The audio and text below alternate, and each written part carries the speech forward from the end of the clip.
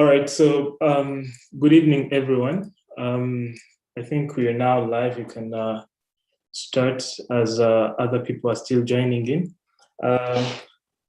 First of all, welcome to all the people joining us from different parts of the world. I welcome you all. My name is Nelson, Kitofu Nelson. I'm a member of the Peace and Love Proclaimers organization, and I'm humbled and pleased to be co-hosting this amazing conference, this encounter.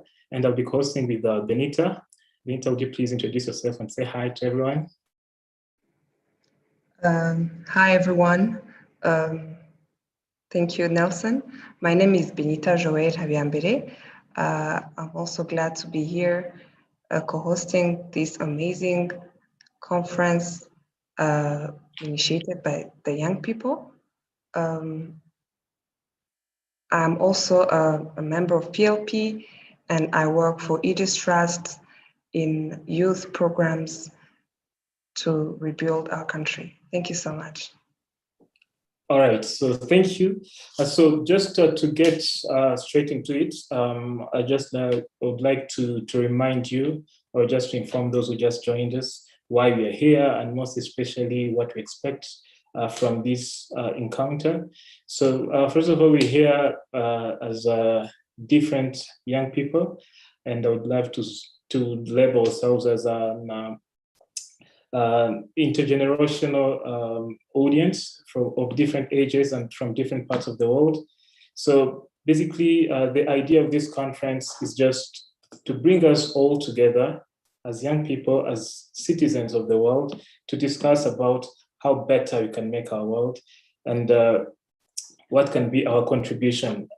So the idea of the conference, Oath Conference, first of all, the name Oath, it's a name we translated from Kinyarwanda, which we wanted to mean Igihango, which I believe in Kinyarwanda it has more meaning than, as in it sounds deeper than in English, but I think some of our panelists who know better will tackle about it and tell us what Igihango means exactly. But this is our way as young people to remind the world, to remind ourselves that we have an oath to make our country a better place and the world a better place. So the idea of us being here today is the idea of bringing this conference. It's aiming at having young people actively involved in fighting genocide ideology at a personal or family level. The other thing is to reaffirm our true identity as Rwandans. And again, most importantly, to take the first step to sustain and communicate unity and reconciliation. And all this is to ensure that as we remember every year, we make sure that the legacy of hatred is stopped and the history shall not repeat itself. So as I said, this will bring us different young people from different parts of the world. So most speakers will be Rwandans, and we will be referring to the history of the genocide, the 1994 genocide against the Tutsis in Rwanda. But we'd also like to share different experiences of the world so that we get to learn from each other and get to exchange different informations. So as per the organization, again, should I mention that this is a joint effort of Peace and Love Proclaimers and Aegis Trust, and together we remember. I think we'll have time to get to know those organizations better and a little bit of what the work they do, as most of them, all of them will be represented in different panels. So without much ado, again, let me remind you that in the audience, those we have here and we expect to have here are young people and of different ages, of course, members of Peace and Love Proclaimers, members of Youth Action Networks, of Together We Remember, students from University of Amsterdam in Netherlands, and different other young people. And we are graced and lucky to have different elders who will be here to share with us their knowledge and educate us in different aspects as we get to discuss. So let me quickly introduce you the speakers that you have on the agenda, and then so that we get to see them and probably see where we are all together as before we get to start. So today we'll be joined by Dr. Gassanabo Jean Damascene. He's the head of research and documentation in the National Commission of the Fight Against Genocide, CNLG. Dr. Yu with us, would you please greet us? Hi, nice to meet you. I'm here. Yeah, thank you for joining us. It's a pleasure to have you. Thank you for inviting me. Thank you very much. We are also graced to have the Commissioner in charge of youth in the National Unity and Reconciliation Commission, Mr. Mohire Louis-Antoine. Sir, would you greet us? Hello, everyone, and it's always a pleasure to be with you. Looking forward to a very fruitful conversation. Thank you. Thank you very much. We are glad to have you too. And we are with the PLP, the Peace and Law Proclaimers Executive Director, Mr. Shema Naswiru. Shema, hi, how are you? Hi, I'm here. I'm Shema Naswiru, the Executive Director of Peace and Law Proclaimers, and I'm looking forward to this conversation. Great, thank you for being here. We're also with the Ambassador of Israel to Rwanda, Ambassador Ron Adam. Good evening, sir, or good afternoon, wherever you are. Would you please greet us? Yes, good afternoon. Thank you. I'm in Israel. So I represent the Jewish people for this matter. Yes, it's a pleasure to have you, sir, and we're looking forward to a very fruitful conversation.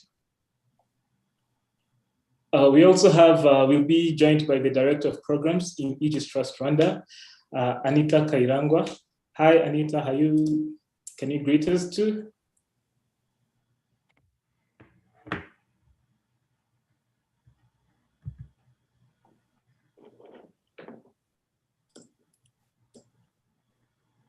Hi, Anita, are you there? Probably she might be having a problem or something.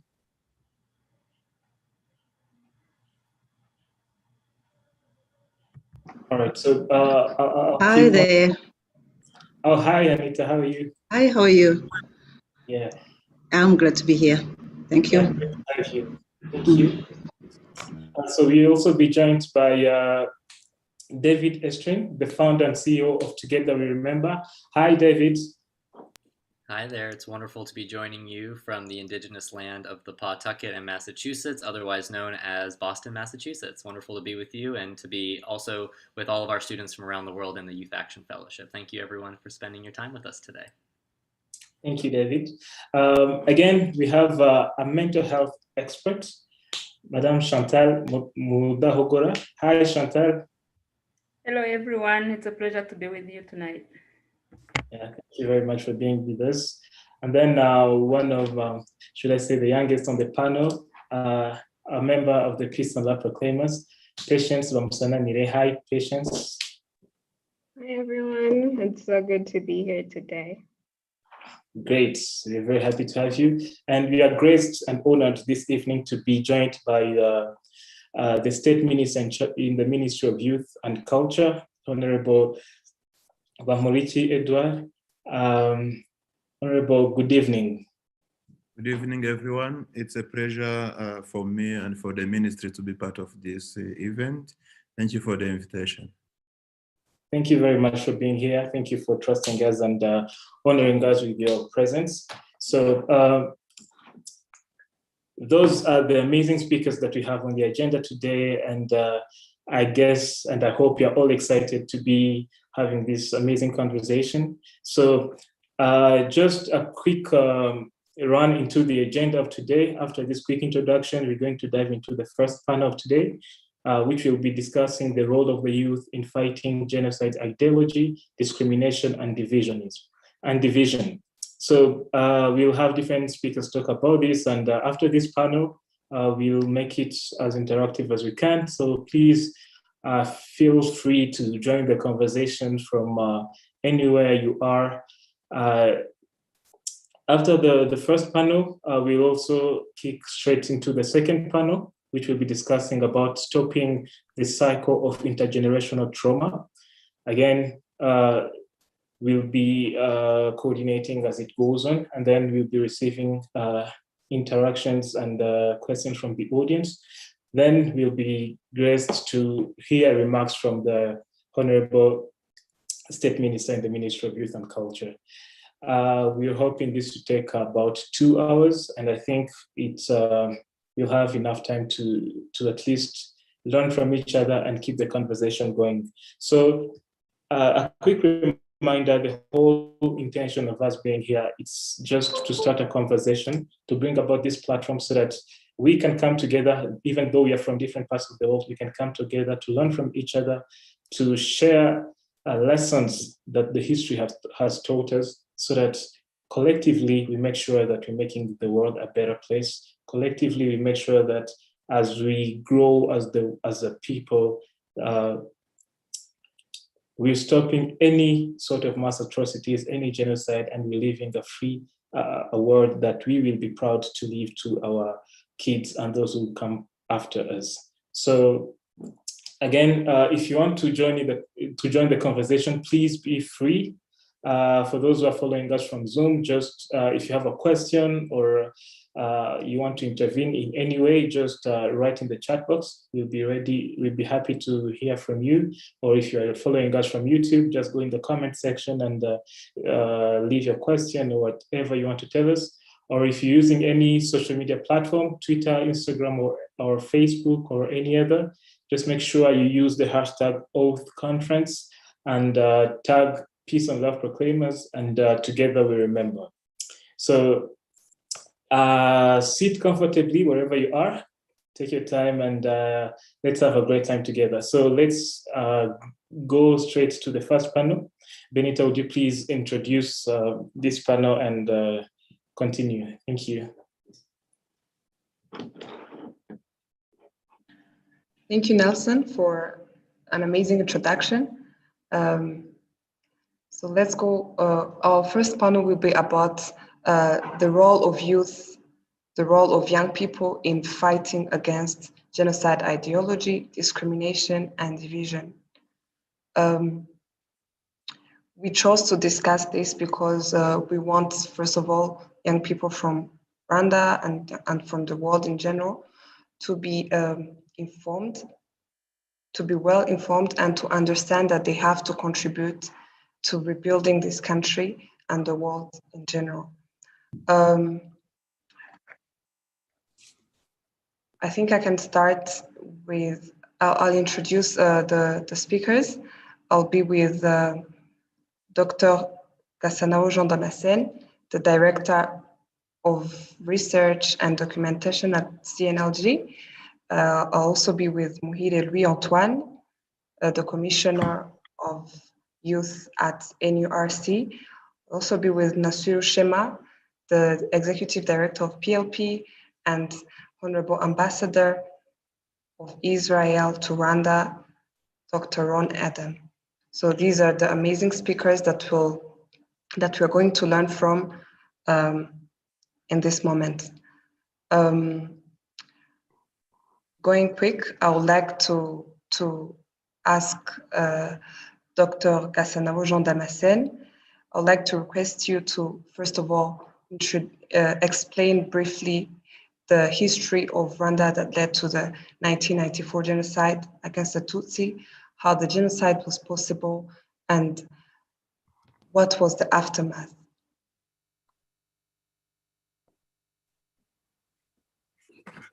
Thank you, Benita. Thank you, everyone. Your question has 3 parts. 1, the history that led to the 1994 genocide against the Tutsi. 2, how the genocide was possible. And 3, the aftermath. Yes. Let me start with the first part, the history that led to the 1994 genocide against the Tutsi. Let's go back to the history before the colonial period. Before the colonial period, Hutu, Tutsi, and Twa were known collectively as Rwandans and shared a culture, a language, and a territory. In 1931, I'm going to be fast. In 1931, the Belgian colonial authorities introduced the identity card indicating what they called ethnicity or ethnic groups in Rwanda, calling Hutu, Tutsi, and Twa as different ethnic groups. Colonial authorities, with assistance from the Catholic Church, and the Hutu extremists gradually increased the importance of ethnic divisions in order to keep Rwandans divided so that it was easier to maintain control. Then comes what we can call the reign of ideology of hate. The reign of ideology of hate. The ideology of hate was taught for a long time with an intention of isolating Tutsi from the rest of the Rwandan community. People were taught that a Tutsi is their enemy and they should fight him and kill him if necessary. In 1957, the Hutu Manifesto was published. It was written emphasizing the policy of excluding the perceived Tutsi from the national cake. The document was supported by the influential Catholic priest in Kabwai, today is Muhanga. The Hutu Manifesto, written in 1957, was supported by the colonial power, but also by the Catholic priests and mainly living in Kabwai.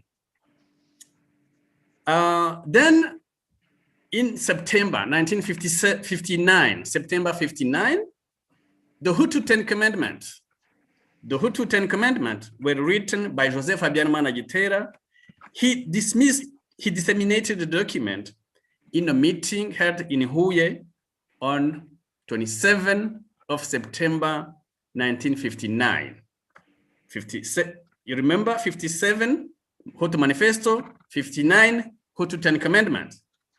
Gitera used hateful language and declared, I'm quoting, a relationship between Hutu and Tutsi is impossible. A relationship between a Hutu and a Tutsi is like a chronic wound on one leg, or lynch in one body, or a pneumonia in one's rib. In Kinyarwanda, let me put it in Kinyarwanda because it sounds, I think, for Rwandans who are listening, umubano w'umuhutu n'umututsi ni umufunzo ku kaguru, ni umusundwe ku mubiri, ni umusonga mu rubavu. Those are really hard words from someone who was a leader of a political party and an intellectual at that time. So we can understand here that from this guy and his entourage, they wished to divide Rwandans. So we can hear that starting 57, 59, they wanted the division among Rwandans. Those commandments were the basis of mass mobilization for hatred against Tutsi, what started as an ideology of hatred resulted into act of killing one section of Rwandan and denying them rights to their country since 1959. The killing of Tutsi in 1959 were preceded by writings inciting hatred and speeches by politicians full of ideology of hatred against Tutsi and calling on their killing. Mechanisms used to disseminate the genocide ideology include use of political parties that were created along ethnic lines, such as Parmehutu and Aprosoma. These political parties had also launched media platforms like Jambere, Ijwi rya Rwanda Rugufi. The two, Jambere, and those who understand Kinyarwanda, Jambere, mean go take another step. We can translate take another step, Jambere, and then Ijwi rya Rwanda Rugufi, the voice of small people, if I can translate from my translation, the voice of small people. Now, really, if we understand Kinyarwanda, we can understand the message which was behind those names. Jambere, who, by the way, who has to take another step? Here he was talking about Hutu. Jambere, the voice of small people. Here again, he was talking about Hutu. So he created those platform, media platform. Remember, he published the Hutu 10 Commandment to encourage Hutus to make kind of revolt against Tutsi, because the intention was to divide Rwandans. So a so-called revolution based on hatred and injustice toward the Tutsi continued even during the First Republic, 1962 to 1973, and 1973 to 1994. Both presidents, Gregoire Kayibanda and Juvenal Habyarimana, enacted policies that discriminated against Tutsi in the workforce and in schools. The so-called revolution, which was based on what was termed as a revolution of the mass, la révolution de la masse. By mass, again, here, mass means the Hutu, was also supported by the political parties in Belgium called Internationale Démocratie Chrétienne. That was a political party in Belgium who was supporting the Hutu manifesto, the Hutu 10 Commandment, and those all people in Rwanda who were supporting the division among Rwandans. After gaining the independence on July 1st, 1962, the leadership of the Parmehutu and the MRND, instead of correcting the past mistakes left by the colonialists, they were rather encouraged the ideology by cementing hatred and divisionism towards the Tutsi, as they denied them basic human rights, including rights to the country, education, job opportunities, etc. The killing continued in 1963 in Gikongoro, where more than 20,000 Tutsi were killed. It was described as a genocide by the international community, by the international opinion, and was reported in media platforms, including Le Monde of the 4th of February, 1964, and was affirmed by the Radio Vatican of the Catholic Church as a genocide. Such massacres were also committed in Kigali, in Kibungo, in Ruhengeri, in Gisenyi, in Kibuye, and in Kyangugu. Persecution continued in schools, at working places, and other spheres of life. Now, let's go to 1973. 1973, Tutsi were killed and chased out of the schools and from jobs. Others went into exile, went to Uganda, to Burundi, to Congo, Zaire that time, Congo, then Zaire, and today DRC, Tanzania, so those neighboring countries, but also to other countries.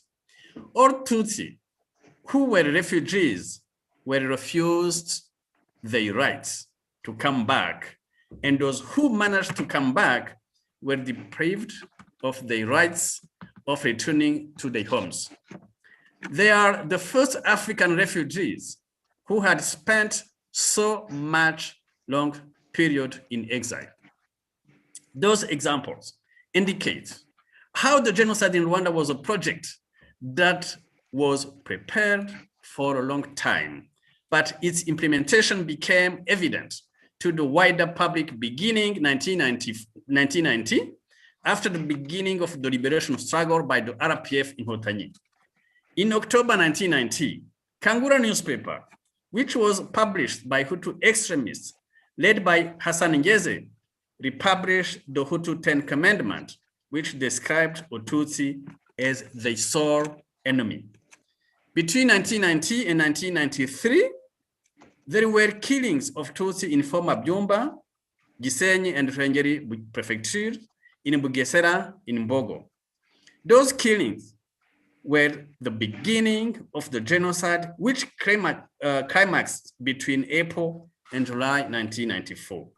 Between 19 and 1994, the media played a huge role in influencing genocide ideology, in fueling genocide ideology across the country through such magazines as Kangura, established in 1990, and Radio Télévision Libre des Mille Collines, RTLM, in 1993. Now, let's go to the second part of the question, how the genocide was possible. The genocide was possible because it had been planned for a long time by some extremist Hutu people in the government and in the army. Some extremist Hutu in the army, such as Theoneste Bagosora, had always refused the agreement and the power sharing between the government of Habyarimana and the RPF in Hotanyi. Some military officers, such as Colonel Bagosora Theoneste, Colonel Wagafilita Pierre Celestin, Lieutenant Colonel Anatole Senyumva, etc., together with the Akazu members, such as Agathe Kanziga, the wife of President Juvenal Habyarimana, her brother, Zigiranyirazo Prote, Minister Joseph Nzirorera, and other people were vehemently opposed to the Arusha peace agreement. Furthermore, France played a large role in making this possible, including supplying weapons to the Hutu government. The Operation Norwa, started on October 4th, 1990, trained the Rwandan soldiers and supplied military equipment, including helicopters, guns, weapons, etc., etc. One thing that perpetuated this genocide was the refusal by the United Nations to acknowledge what was happening in Rwanda, hence a lack of intervention. Further, the Habyarimana government hid the massacres from the public since 1990. The most important thing to consider is that while the Arusha Peace Agreement were being created, the Hutu government was in the process of planning the killings against the Tutsi. As you know, recently, last month, CNRG, the National Commission for the Fight Against Genocide, we published a book. We published a book called Rwanda 1991-1994, Preparation and Execution of the Genocide Perpetrated Against the Tutsi in Rwanda. And on page 42, in the English version, in the book, it said that the planning of the genocide went hand in hand with silencing anyone who might stand in the way. So Habyarimana was silencing everyone who was refusing the plan of committing a genocide. The power imbalance during the genocide made it so that people could be silenced. Without speaking out, the violence continued and the Hutu militia was able to execute their plans. Let's go to the third part of the question, the aftermath. We have a totally destroyed country. This is after 1994. After 1994, the country was totally destroyed. A country of fire and blood. A country of fire and blood. All structures were destroyed. People were killed. The survivors were traumatized. No security. Remember, after 1994, we had anti-personnel landmines everywhere. Everywhere in this country, we had anti-personnel landmines. No security, no education, because no teacher and all school material were destroyed. No health system, no medical doctor, no nurses, no hospital, nothing at the hospital. No infrastructure, no water, no electricity, no justice, so everywhere. So this is the country which we had after 1994 genocide against the Tutsi. Thank you. Thank you so much, Dr. I tried to be fast because I know we don't have much time. Yeah, it was not easy. This question was really, it was, you had to explain a lot. So thank you so much. I hope you young people, we are really learning from you. And thank you. I'll go to the next speaker, Muhire Louis Antoine. Today, it's been now 27 years after the genocide. And I would like you to tell us what our country expects from young people. What do young people in this country owe this country? All right. First of all, can you hear me well? Yes, perfectly. Fantastic. So again, I apologize to speaking from the car, but I think if you can hear me well, that's fantastic. And I want to thank also the doctor who gave a great and brief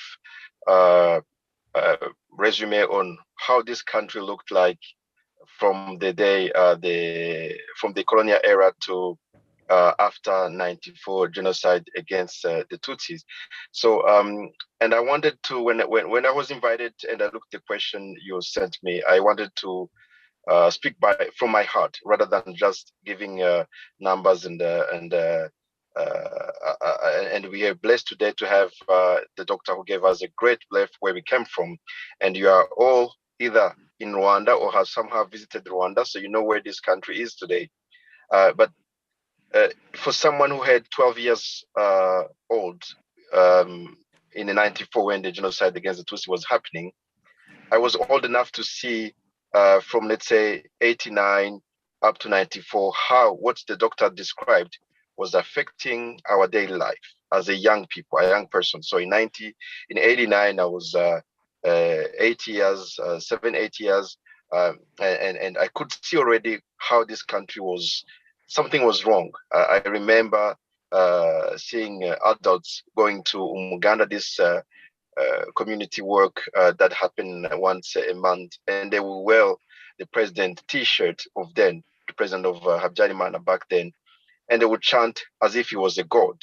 And for a young person, it was very confusing. Like, do we have two gods? Do we have Jesus that they preach us on Sunday, and we have this one that on Saturday, once a month or once a couple of months, people, adults, well, intellectual people have to go and chant and sing like if it was a god. That was something confusing for me. Now, came when the Revelation War started in '90, I have seen how now the level of hate went to another level. I remember I was going to this private school in Kigali called Apaper. It's still there. It's located in Sonatube. And I remember they came in our school and they say, Hutu stand, go there, and Tutsis go the other side. And for me, this question keep popping in my heart, specifically for the people who say the genocide was not planned. I was to ask why they came to ask young people in private school to stand in accordance of their ethnics. So now in '92, '93, as the doctor said, well, we had landmines everywhere. School wasn't functioning at all. We were definitely in the desperate mode in every way. Wherever you looked, you could see desperation. And of course, in '93, '94, things went to another level. Before the genocide, politicians start hating each other publicly, cursing each other publicly. Media starting preaching hate.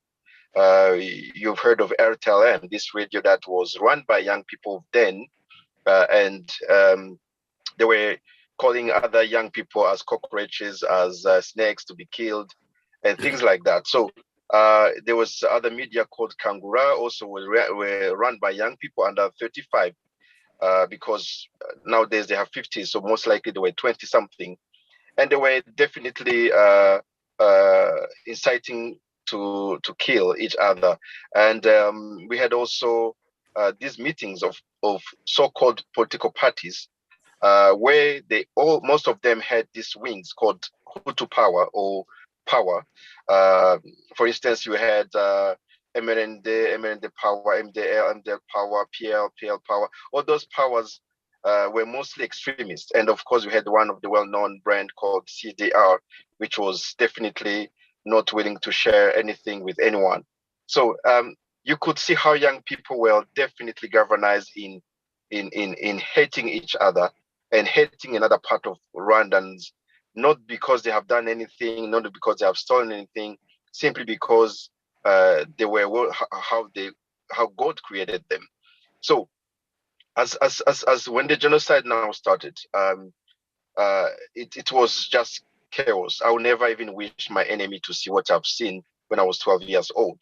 I saw a lot of my friends we used to go to school, dead bodies in the neighborhood we used to live when we were fleeing.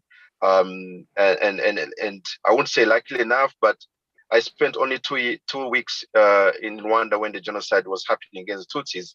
But what I've seen in the 2 weeks, it took me 10 years, literally, to figure out or to find a way to live with such horror in my mind. So what I want to say now, to the question, what the government expecting from the youth to do, from what the doctor described, from also the chaos I gave words, I gave image to what the doctor described, to now what we are living today. You all know, for instance, there are no longer license plates for cars with regional identity, because it wasn't only the identity card that were mentioning where you were coming from or which ethnic you belong to, but also license plates for cars.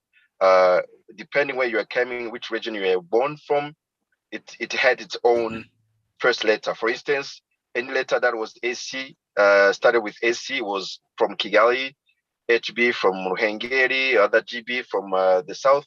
So this was another way to facilitate that division the doctor mentioned well among Rwandans, and also to make the job easier for the killers. When, for example, they wanted to isolate certain population from one district, they could just look to their car and say, you know what, these people definitely the one we are targeting. So now, if we just can look at the philosophy of the younger people who liberate this country from all that chaos I just described, all that madness, all that gruesome image that took me 10 years to find a way to live with it, because you can't forget about that. Without mentioning all the scars, whether physical scars or psychological scars that comes with it. If we look at the philosophy of the young people who liberate this country, they were not paid. They were, I mean, here, the younger people that were engaged in the RPA, the Rwanda's Patriotic Army, when they started the Liberation War, they were not on payroll. They were not, let's say, GIs from the US or Israel, somewhere else. They were young people driven by a humanly or universally acceptable or let's say things that we should all pursue in life, which is right for everyone, education for everyone, no discrimination. Doesn't matter how you look, how tall, how small, how fat, how skinny you are. University should be for everyone. You remember the doctor mentioned where we had maybe one university in our country, and only some people from one district were allowed to go there.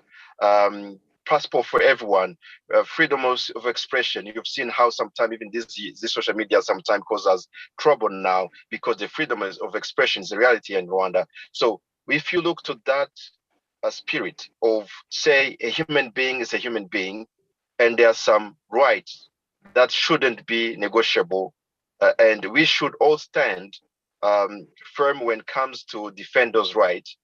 That's what the government of today is expecting from the youth. As we progress, as we you shift from teenagehood to early adulthood to now late adulthood, like me and others who are here who are no longer in the 20s but in the 30s. What we have to keep in our mind is that spirit that rebelled this country from madness, from the colonial mentality of dividing people according to their nose or whatever else, to what matters today, what makes this country great as it is today. And we have great example. We have, as I said, the RPA. What was driving them? It wasn't about making money. It wasn't about their becoming heroes just to become heroes. It was about to say, let's put an end to this madness and make sure that all Rwandans are equal and all Rwandans have the same chance to other opportunities offered this country. And now, as young people, me and you guys here, is how can we take this stability we have inherited on a very high cost and make it again a great an opportunity for the future generation that will follow us. Dr. mentioned well how the colonial came and divided us, but on the first and the second republic of this country, the people who came or governed this country after the so-called independence did not definitely look to everyone's interest. They looked to their own interest, their selfishness. And of course, this drive again to what we've gotten in 94 as a genocide against a population because they were the way God have created them. So to cut it short, to conclude on this one, the government of Rwanda put in place a lot of institutions like the Commission of National Unity Reconciliation Commission, which I'm part of for the last 3.5 years as in charge of the youth, but also the governance philosophy that is prevailing in Rwanda is the one that gives everyone equal chances. And as I was saying, I'm talking to you from a car in the north part of the country with a 4G network. This have not been possible back then. Just to give you an example, the telephone lines back then will come reach the house of a minister that used to come from the north part of Rwanda, but no one else will have a telephone. But today, 4G network is everywhere. It shows you the philosophy of we will leave never again anyone behind, because it's from those kind of philosophy, colonial philosophy, first and second republic philosophy, that all the injustice has been amounted to a point of reaching a level of hate that drove to the genocide against the Tutsi 94. So one thing, let's get inspire ourselves, get inspiration from the spirit that encourage or help the younger people, very equipped, who had no much experience military, but because they have a great cause, they have a great humanly or universally accepted cause to defend, have liberated this country from the madness the doctor have described well. Secondly, let's take advantage or learn from what the elders have built, systems that do not leave no one behind.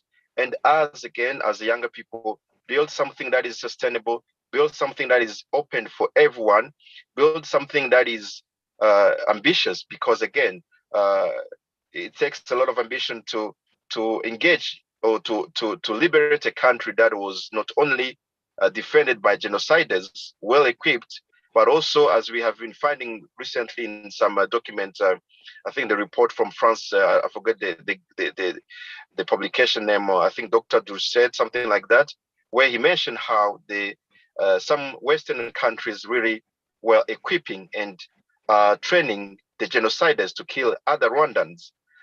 So we are required to really not take for granted the freedom we have today, the peace we have today, the infrastructure we have today in terms of all schools are open for everyone, everything works for everyone, to make sure that we also take over and hand over to the next generation something that will be as more ambitious, more prosperous, more interesting as what we have inherited from the younger from RPA, who later came to become the National Army of Rwanda.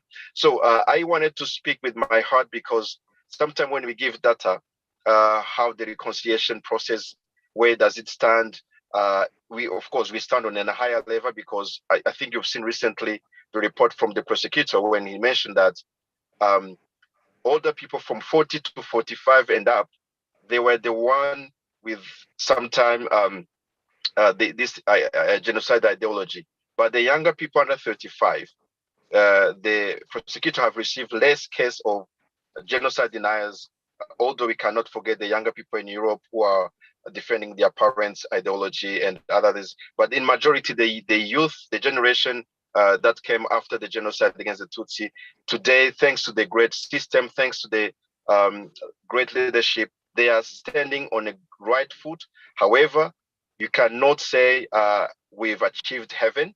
We have to protect what we have achieved and make sure the next generation also come after us will enjoy much more prosperous nation and more inclusive ecosystem that we have already inherited from the young people from the RPA. So again, thank you for giving me this opportunity. But I want to talk from my heart rather than give statistics. But again, if you need numbers, I am here to share what we have as data from the National Unity Reconciliation Commission. Thank you again. Thank you so much, Antoine. Thank you for emphasizing that this country really needs the contribution from young people. Now I'll go to Nasiru. What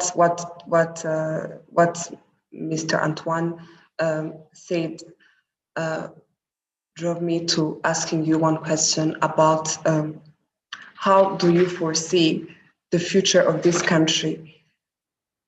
Do you think our generation, as a young people, as a young person, do you think our generation is resilient and unified enough to be good citizens, good leaders, good parents, like good citizens in general? Well, thank you very much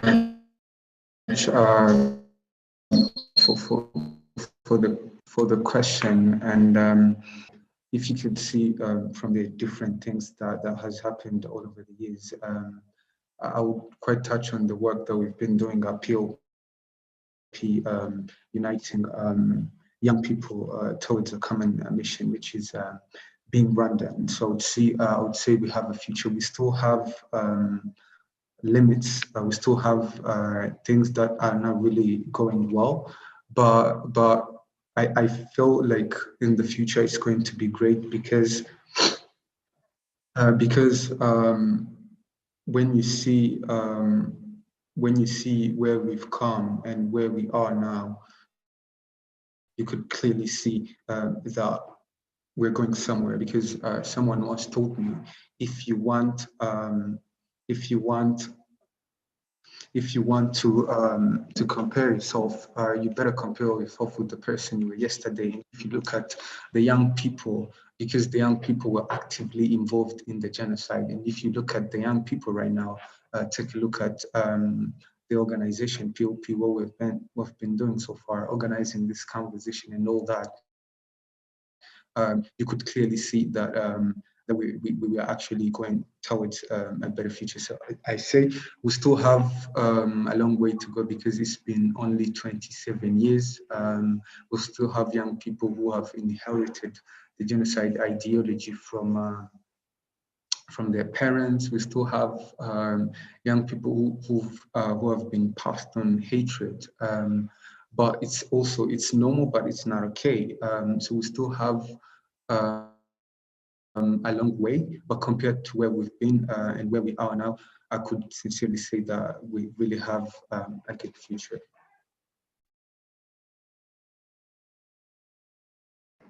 Thank you, Nasiru. You just said that the future is promising, but we are still struggling to make it better and better each and every day.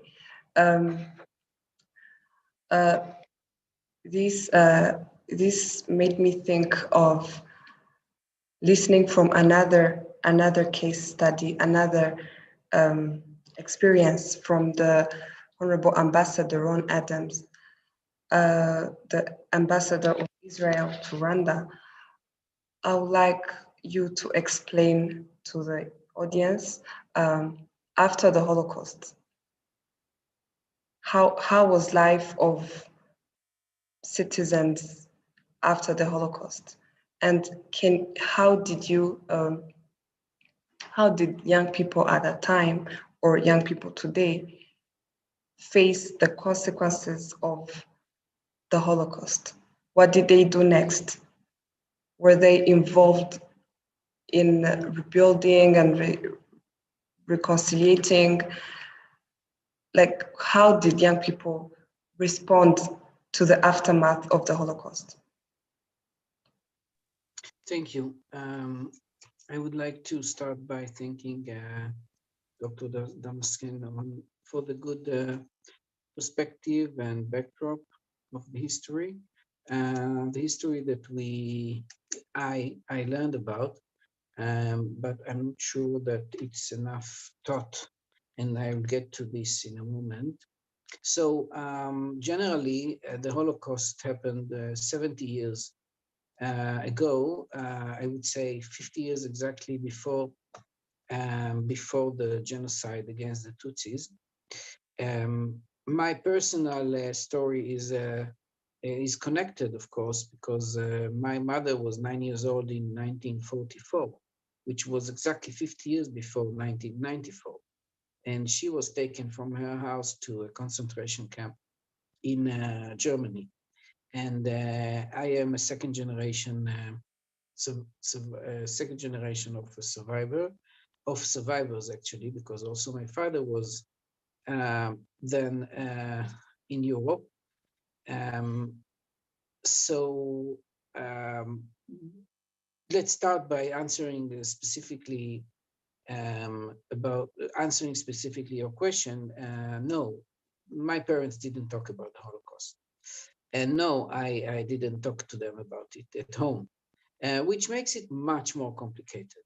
And let's remind ourselves that since Hitler came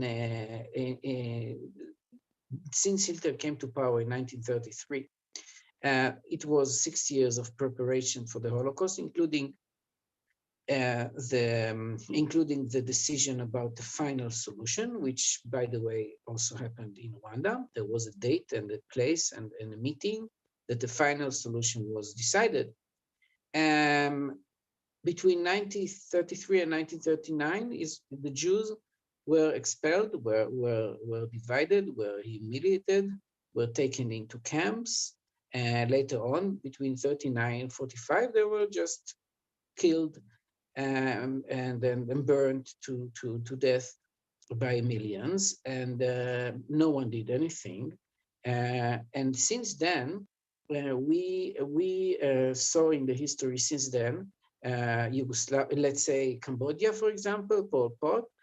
We saw in the 70s, we saw in the 90s Yugoslavia, and then 94 Rwanda, and no one did anything. And then it still already there was media, world media, and nothing was stopped.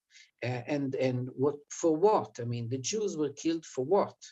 There were people as everyone else. The Tutsi were killed for what? I mean, the Cambodians were killed for what? For what reason?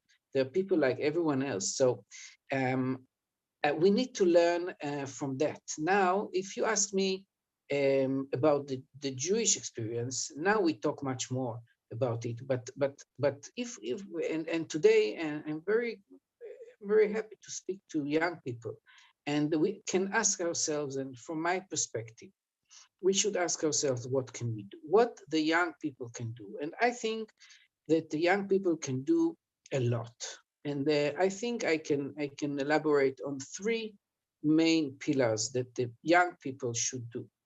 First of all, the young people should encourage to talk about the personal story of the parents, if it's the survivors or if it's the perpetrators. Everyone should should listen, should talk, which we didn't do after the Holocaust. And talking about what happened can help a lot the two generations, the first generation and the second generation, because second generation is influenced for sure, and we see it in many conferences that we do. So talk about your personal story. Ask your parents what happened. This is so important in order to prevent and in order for never again. The second level of what young people should do is young people should learn in schools and in the universities the whole story of genocide. They should learn in the schools what happened in Rwanda. They should learn in details exactly what the historian, and me am also an historian, so so much should be learned to learn what happened, what was the preparation since 59, and what happened in the periods between, in the all the parts that were mentioned in 59, in 60s, in 73, in 19, 90, 92, 93, and then 94. The method of the killing, the methods, I mean, it was horrific methods. It was even worse than the Nazis. We hear stories that are worse than the Nazis. This is unbelievable. And it happened 50 years later. And they should learn about the use of media. So they should learn, they should learn the history. They should teach the history. They should learn it in schools and universities. I think not enough is done. I think that things are not taught. And there are reasons for that, because it's not easy for the teachers to teach the genocide. It's not easy in the class to teach the genocide. Now, if you cannot teach the genocide, teach about other genocides, teach about the Holocaust, teach about what happened in Cambodia, what happened in Yugoslavia, and what happened elsewhere during the years in the 20th century. Even the Armenians in the beginning of the 20th century. So you can take examples of the history. If you cannot teach about the genocide specifically, you can teach about other genocides. So I mentioned two levels: talk about it, teach about it, learn about it, but also you can do much more in the international level. And if we ask ourselves, what happened? Why did the nations of the world did not, why didn't they interfere? Why nothing happened to stop? Well, because the United Nations and the Security Council is so arranged that you cannot just decide on sending troops. You have to have a consensus, or you have to have a vote in the Security Council, which the majority will vote in favor, and there is a veto there. And if one country is vetoing, then there is no chance for any change. So France was vetoing, or anyone else is vetoing any other genocide involvement. If it's Yugoslavia, it was the Chinese and the Russians, and etc. So we have a United Nations, what we didn't have in the Holocaust, but we have a United Nations, we have a Security Council, but it has to change the methods.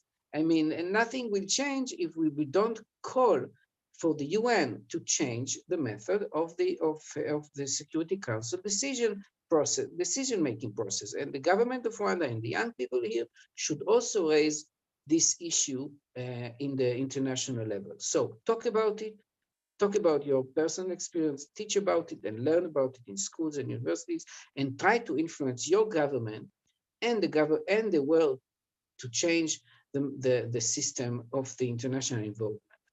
Thank you. Thank you so much, Ambassador. You just emphasized on talking, teaching, and learning. Thank you so much. Those are the best ways we can respond to this problem. This draws me back to Dr. Jean Damascene to ask him about an ongoing battle of fighting against genocide denial. We can be specific and talk about the genocide. Let's talk about the genocide against the Tutsi in Rwanda. Do you think young people in Rwanda or young people in the world have enough skills and tools to be able to fight against genocide denial excellently? And if not, what can we do to educate our young generation to prepare themselves to make sure that they are ready to fight against the genocide denial. Thank you.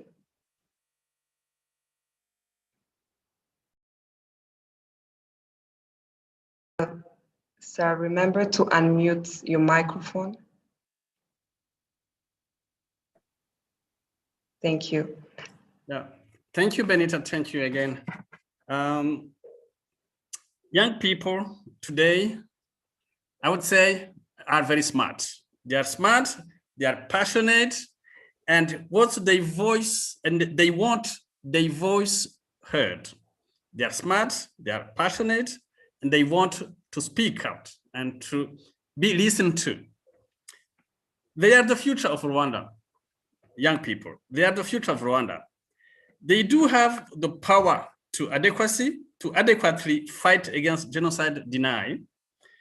With technology only increasing, it's important to use the resources available to effectively communicate messages. We have the technology, we have internet. Muhire, he's talking to us from his car because of the technology. So we have the technology, we have smartphones, and then we have to communicate. So it means we need a message. We need messages to tell to others. We have the technology, but what to communicate? Which message to share? Which message to share? We are in the world, we are living in the world which we are seeing many people fighting against Rwanda, denying the genocide against the Tutsi. We have seen this even recently. What can we do as young people? What can we do as Rwandans? What can we do as human beings? Simply as that, as human beings, because we have to fight against genocide ideology all together. It's not just young people, it's not only Rwandans, but this is, for me, this is very important for everyone, because a genocide can happen everywhere. And we have seen this in the world. So, young people, you are very smart, you are passionate, you have the tools, Now, do you have the message to communicate? Or how do you communicate? I think this is very key. Now, to communicate, you have to know what to communicate, what to tell, what story to tell, Now, to know the story to tell, you have to know first that story. And how do you know the story? How do you learn? The ambassador said to listen, to teach, and to speak. To talk, to teach, and to learn. Yes, we all need to talk. We all need to speak. We all need to teach. We all need to learn. We are learning every day. And you guys, you are learning also every day. Now, please, young people, learn from the Rwandan history. Learn what's happened in this country. How can we learn that? Please listen to what others are saying. Please follow up the conversations, the talks on Rwandan radio, Rwandan television, especially during the Kwibuka. If you go to the CNRG website, you will see all our publications. All our publications, they are free of charge, and the majority of them are in Kinyarwanda, so everyone can go and learn from our website. So our publications are available. So you young people, first of all, I would say, please read. Please read. And when you read, then you understand. When you understand, then you can write and you can publish. You can do your tweet, you can write a Facebook page, you can write an article, but before you write, you have to know what you are writing. So then you have to know the history of this country. CNRG, especially during the Kwibuka, since its creation, we are doing public talks sometimes from January to end of commemoration, from end of June. We go to universities where we meet young people in all higher learning institutions. In all higher learning institutions, we organize what we call public talks, ibiganiro, especially for the 9th of December. The 9th of December is the day of the United Nations Convention for the Prevention and Punishment of the Crime of the Genocide. So we organize public talks in all campuses in Rwanda, public and private universities and higher learning institutions. We do that because we want to meet young people and to teach them about the history of this country, and so they can know, and then from the knowledge, they can also fight against genocide deny and genocide ideology. During the Kwibuka, we organize what we call the Café Littéraire. Café Littéraire, where we are inviting the authors who publish books, and they can meet young people. Here in Kigali, we organize Café Littéraire in Kigali, where we are inviting young people in different universities in Kigali. Because now, because of the COVID, we're gonna do it online soon, for sure. But this is very important, where young people are requested to learn, as Ambassador said, to learn, to read, and then you have the material, you have the knowledge, you can share, and you can use to fight those who are denying the genocide against the Tutsi. So young people can play a vital role in peace building and help in the project of Rwanda's development. Incorporating the 1994 genocide against the Tutsi into the curriculum, education holds a key role in learning the value of tolerance and understanding. So Synergy collaborate with the Rwanda Education Board and the Ministry of Education to teach about the history of the genocide to young people in formal schools, primary school, secondary school, and higher learning education. So Rwandans young people can learn about the genocide against the Tutsi, teaching how to identify bigotry and hate speech, genocide deny, genocide ideology, and how to recognize these elements in person, in the media, in social media, etc. So again, please go to CNRG website, read what we have, and the majority of the document are in Rwanda, and you will learn more. And please also, again, if you have any question, you want to learn more, please contact CNRG. Just send an email or make a phone call. We'll be happy to help you. We'll be happy to be with you in your journey of writing articles or writing books.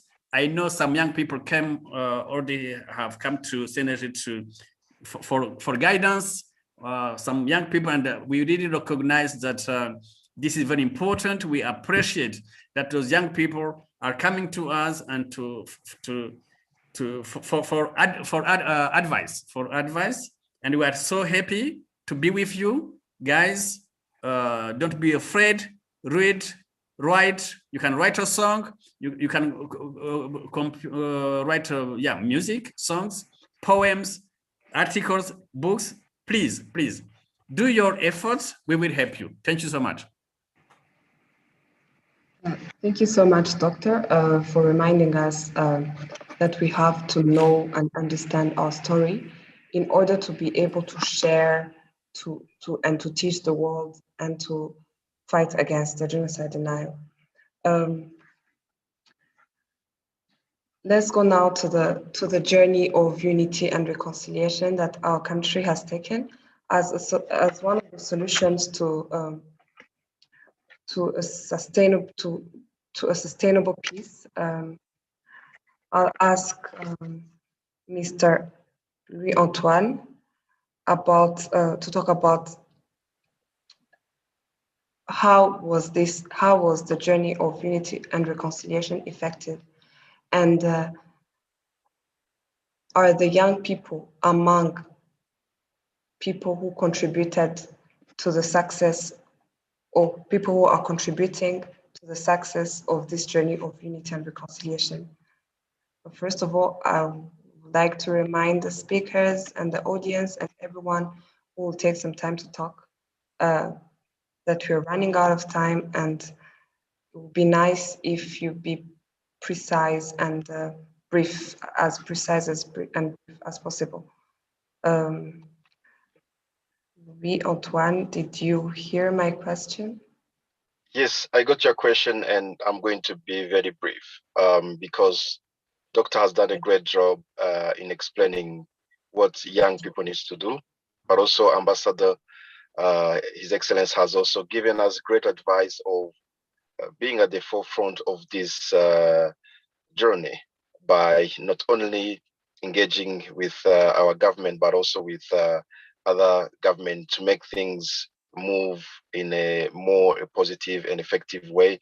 So the next time, wherever in this world there is a potential genocide, people can prevent it before it's too late. Now that said, the journey of Rwanda, it wasn't an easy one. It wasn't easy at all. And I invite young people, as the doctor said, to read the discussion of Urugwiro, ibiganiro byo mu Rugwiro. It's a document that is available, I'm sure, at CNLG. If not, you can come at National Unity Reconciliation Commission and ask for the hard copy or soft copy of what happened in '98 in what they called ibiganiro byo mu Rugwiro. It will show you how, if it wasn't a great and a great leadership that really pushed young Rwandans to be at the forefront of this journey, the older people that were involved in rebuilding this country were not necessarily also that conducive. If you look to those conversations that happened in that discussion that happened at Ugwiro. So if now you look how this journey has moved forward, as I said again, recently the Ministry of Justice has released a percentage of crimes that are related to genocide that had been identified after for the last I think last year. You can see again, younger people are not really engaged in those crimes. We have more old people, we have more older generation that we had maybe 10, 20 years when this genocide was happening. So the journey wasn't easy, but again, I always say to the young people, can you get inspired by this younger generation, the philosophy they had, the way of thinking they had when they were liberating this country? They were focused on universal human rights. If we can at least focus on that one, I can tell you it will guide us through this process. So the journey wasn't easy. We still have young people, as I think Ambassador mentioned, not Ambassador, I mean Doctor mentioned, young people who are mostly in Europe, who are engaging into denial of the genocide against the Tutsi in '94, defending their parents and doing things that are not really helping our journey to really move to a much more sustained level of having a peaceful and well-considered country. However, there are not that many, there are very few. So to cut my intervention now short, what I would like us to see or to return in during this journey is the philosophy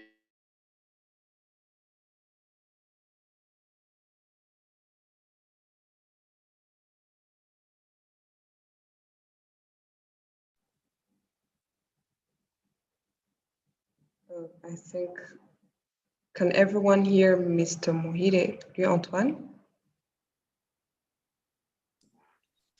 I think we lost him a bit. Yes, I think we lost the signal. Oh, that's okay. But thank you. Let's thank him for his contribution. And oh, he's back. Oh, sorry. I thought, sorry, I didn't know you lost me. Yeah, So, but I'm concluding by, let's visit all those museums at the parliament. Let's visit the CNLG. Let's visit the Unity Reconciliation Commission, and to capture this spirit of defending human rights, wherever it is in this world, in Rwanda and everywhere it is. This will give us tools to use with the technology we have today, with all the means we have today, in, of course, consolidating this journey. But again, it wasn't an easy one, but it was a journey driven by human rights, universally human rights accepted, And if we can take that and adapt them on our realities today, it will definitely work for us. So again, sorry for taking too much time. I get too much excited or passionate about this journey of definitely building a country that is peaceful. And but I stand again available for any question or any intervention you may want me to do. Thank you. Thank you so much. We can see your passion about unity and reconciliation, and thank you so much for the contribution.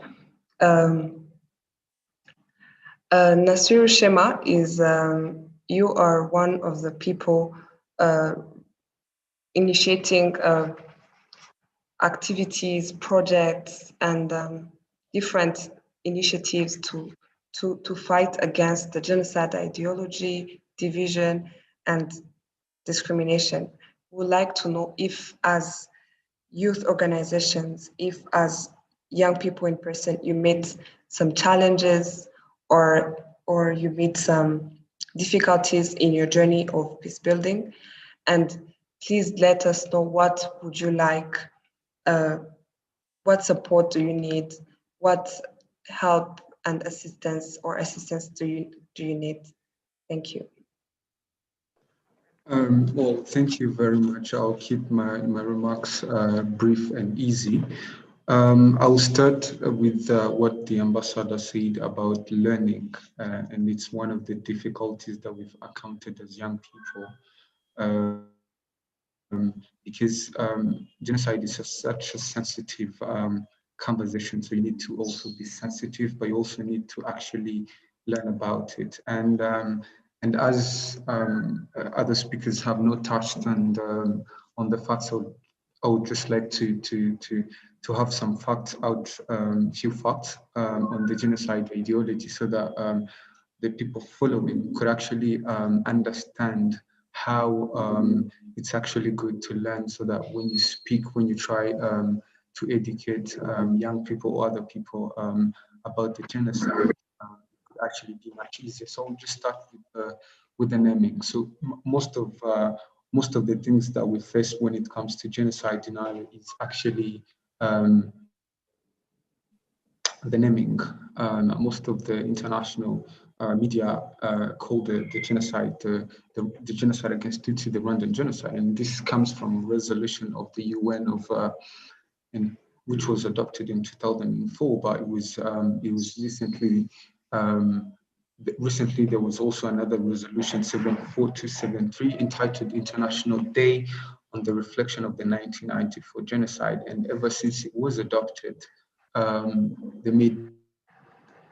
media haven't changed. So it's really good to actually know these facts. And it's not just that. The 74273 resolution reaffirms the jurisprudence established by the UN International Tribunal Court for Rwanda in the case of a genocide fugitive, which stated that it is a fact of common knowledge that between 6 April and 17 July 1994, there was indeed a genocide against the Tutsi ethnic group. And these are all facts. And this resolution also reaffirms and strengthens the UN Assembly Decision 72550 of 26 January 2018, including expressing concern that many of the new genocide suspects continue to evade justice and recognize the importance of all states in combating impunity. These are facts beyond reasonable doubt, and it's really a shame to find people actually saying it's Rwandan genocide or that nonsense. There's also a fact about double genocide, and this was invented right after a so-called mapping report, which was rejected, in fact, by the UN Sanction Committee for serious methodological flaws. It was edited, but somehow the flawed version was linked. One of the methodological flaws that was in the report is that they interviewed former genocidaires, and I know we are all here educated. Imagine if you were to ask people who committed genocide and ask them, what would you like to say about people who stopped genocide? In fact, they're going to lie. They're going to lie the basic existence of what they did to actually say they did not do it. So this mapping report led to the belief of what they call the double genocide, agreeing that the genocide against Tutsi happened, but as well as the genocide against Hutus. And this is unbelievable because a genocide, to be called a genocide, there has to be a plan to exterminate in whole or in part. And it's actually unbelievable to think that the RPF would actually go for Hutu population in Congo when they were actually Hutu population in Rwanda. Why would they go for people who are situated outside the country when they are Hutu population in the country? Because if you look at the genocide against Tutsi, it was perpetrated against Tutsi living in Rwanda. We had different Tutsi living in Congo, in Burundi, but they were not attacked because the Tutsi in Rwanda were actually, they were believed to be the one possessing the problem. So why would the RPF go for Hutu who were in Congo instead of going for Hutu who were in Rwanda? So it's just unbelievable. But people to actually explain these things, they have to have facts at hand. So to answer your question, I think young people need to educate themselves about the genocide. Facts are there, books are there. They need to read and read again. And this coming to what I think our institution should be doing. I strongly believe that it starts at the education level. We need to start teaching young people to read at a younger age, because it would actually be unnecessary to write books if no one is going to read them. If you look at majority of the young Rwandans, they are not really accustomed to the culture of reading. So we need to start at the younger level and teach them to read, so that in the future, when these books are out, they can actually read them. I'd also suggest that they organize so much conversation and involve these young people, because if you look at the Holocaust, it's been now, I think, 76 years after the Holocaust, and people are still denying it. It means even with Rwanda, we are 27 years after the genocide and people are still denying it. So we need to make sure that the genocide, even after 50 years, the memory will still be there. So for us to actually do that, it's actually to equip the young generation, which are being raised right now, to actually understand this, so that they could be able to really be the protectors of this memory. So I would say the institutions that are really in charge in it keep teaching the young people, make things which are kind of related with young people, because right now, as I said, young people are not accustomed to the culture of reading. So it suggests we try and do maybe movies about the genocide, documentaries, all those kind of things that could actually help young people relate to. It could be music, it could be plays, all that kind of stuff that could really help young people and invite young people in this conversation to also contribute to the conversation. I guess that's pretty much all I'll say. Thank you. Thank you so much, Shema, for your response, and thank you for reminding our different institutions that involving young people is not only building today, but also building the future, because we are also going to leave a legacy. So it has to be a good one.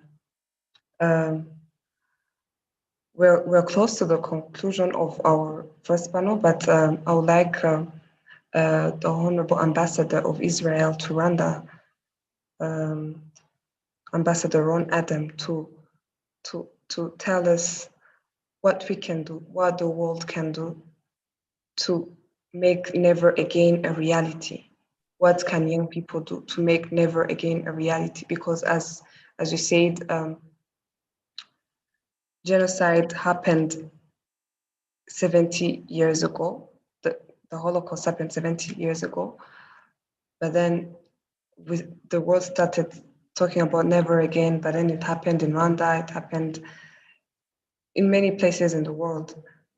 And not only genocide, but mass atrocities, identity-based violence are still happening here in our world. And what can we do? What can we do to make never again a reality and to make our world free from violence? Yes, thank you, Benita. So, of course, we are very small. The Jewish people, as well as the Tutsi, as well as the Rwandans, we are very small nations and we cannot do much. But the young people are 70% of the population in Rwanda. They have to be, they are the next leaders. They are the next leadership. They have to influence, as I said, government of Rwanda, they have to influence the world. They have to voice their thoughts. They have to be loud and clear. They have to read books, for sure. They have to read the history books. As said, a culture of reading is super important, not only for the learning of the genocide, but as a general, general thing. You have to promote culture of reading.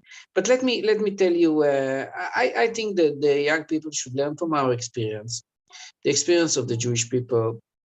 What the experience is that 20 years since Holocaust ended, we didn't talk about it. We didn't talk about it with our parents. It was not aired. It was not there. They just didn't want to talk about it. The parents, they didn't want to share the story because they were ashamed of being survived, or they were, or they didn't want to remember the horrific. The horrors that they went through in the camps. So, of course, there is a difference.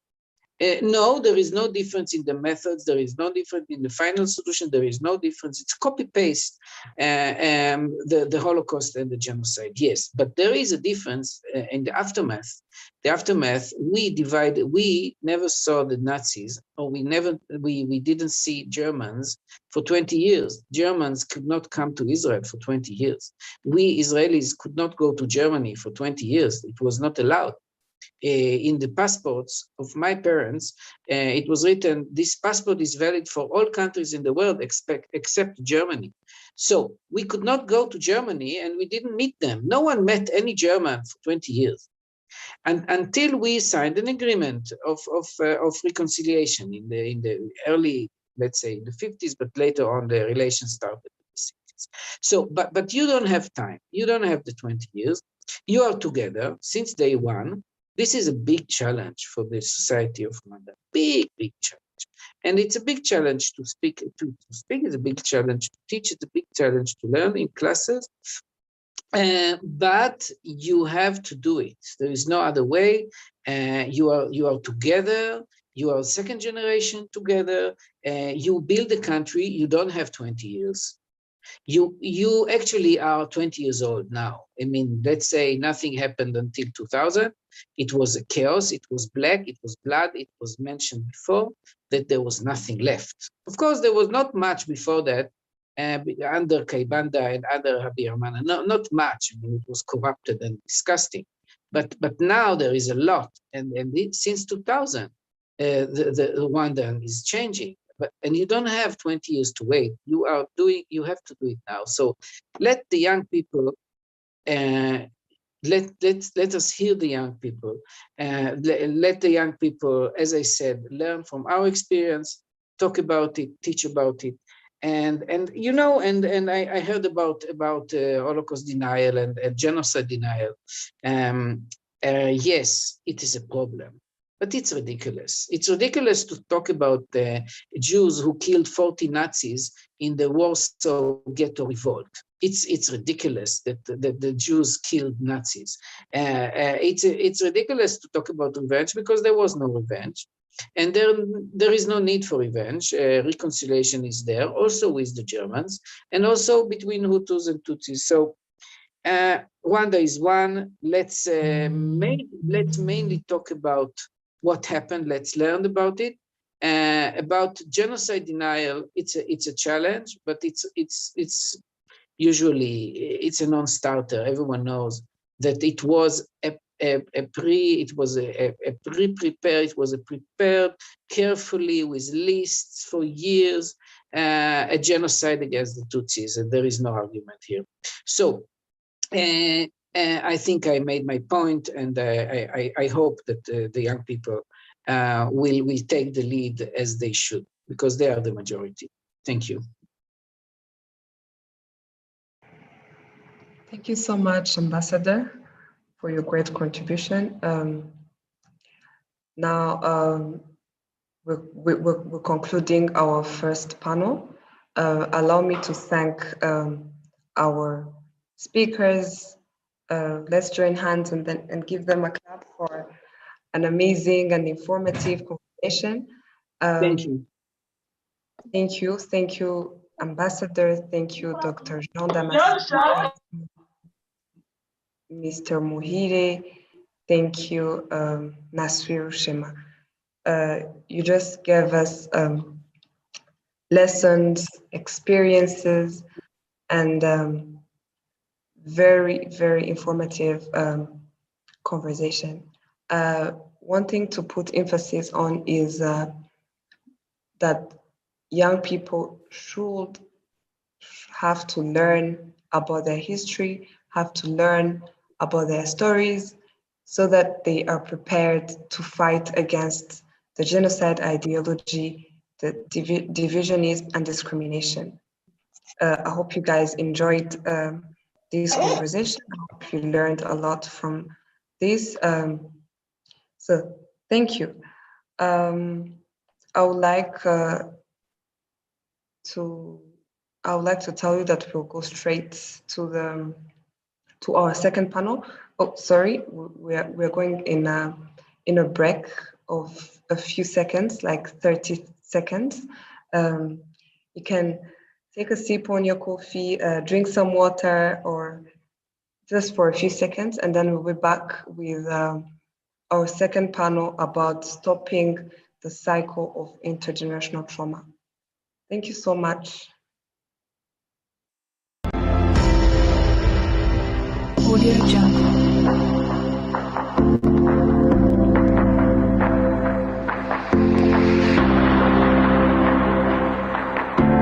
Audio Jungle.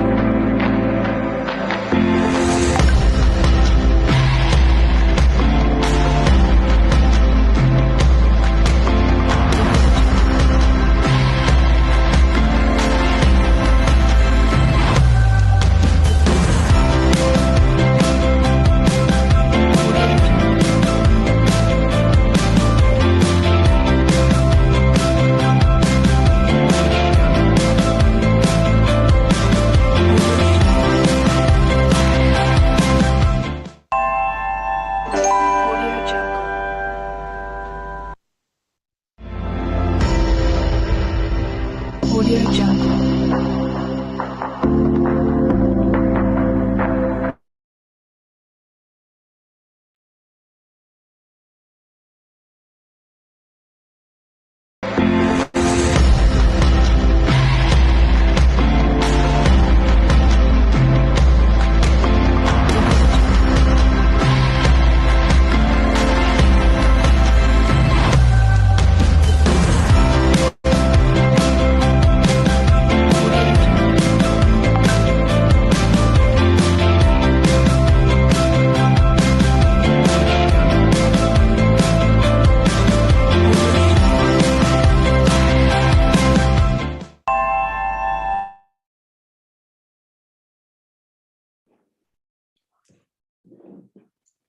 Great. So welcome back.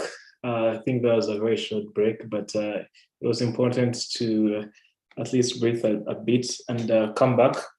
So thank you, Benita. Thank you to the whole panel. I think there's a lot to talk about, and it was very interesting. I hope you guys are taking notes. I took many of them. On other people's chat. Conversations should keep going on. And thank you very much for all your insights and sharing us your knowledge.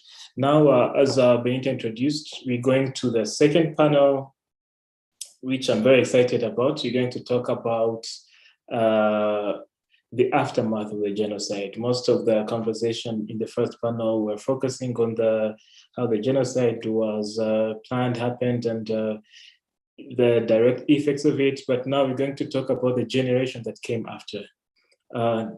Today, it's been 27 years now that the horrific events of the genocide happened, and we are still facing the consequences of the genocide in ways that probably nobody had thought about, or in ways that we don't know, some of us. So to the young people that we're with today, and different ages, we thought of this panel to come and discuss about intergenerational trauma.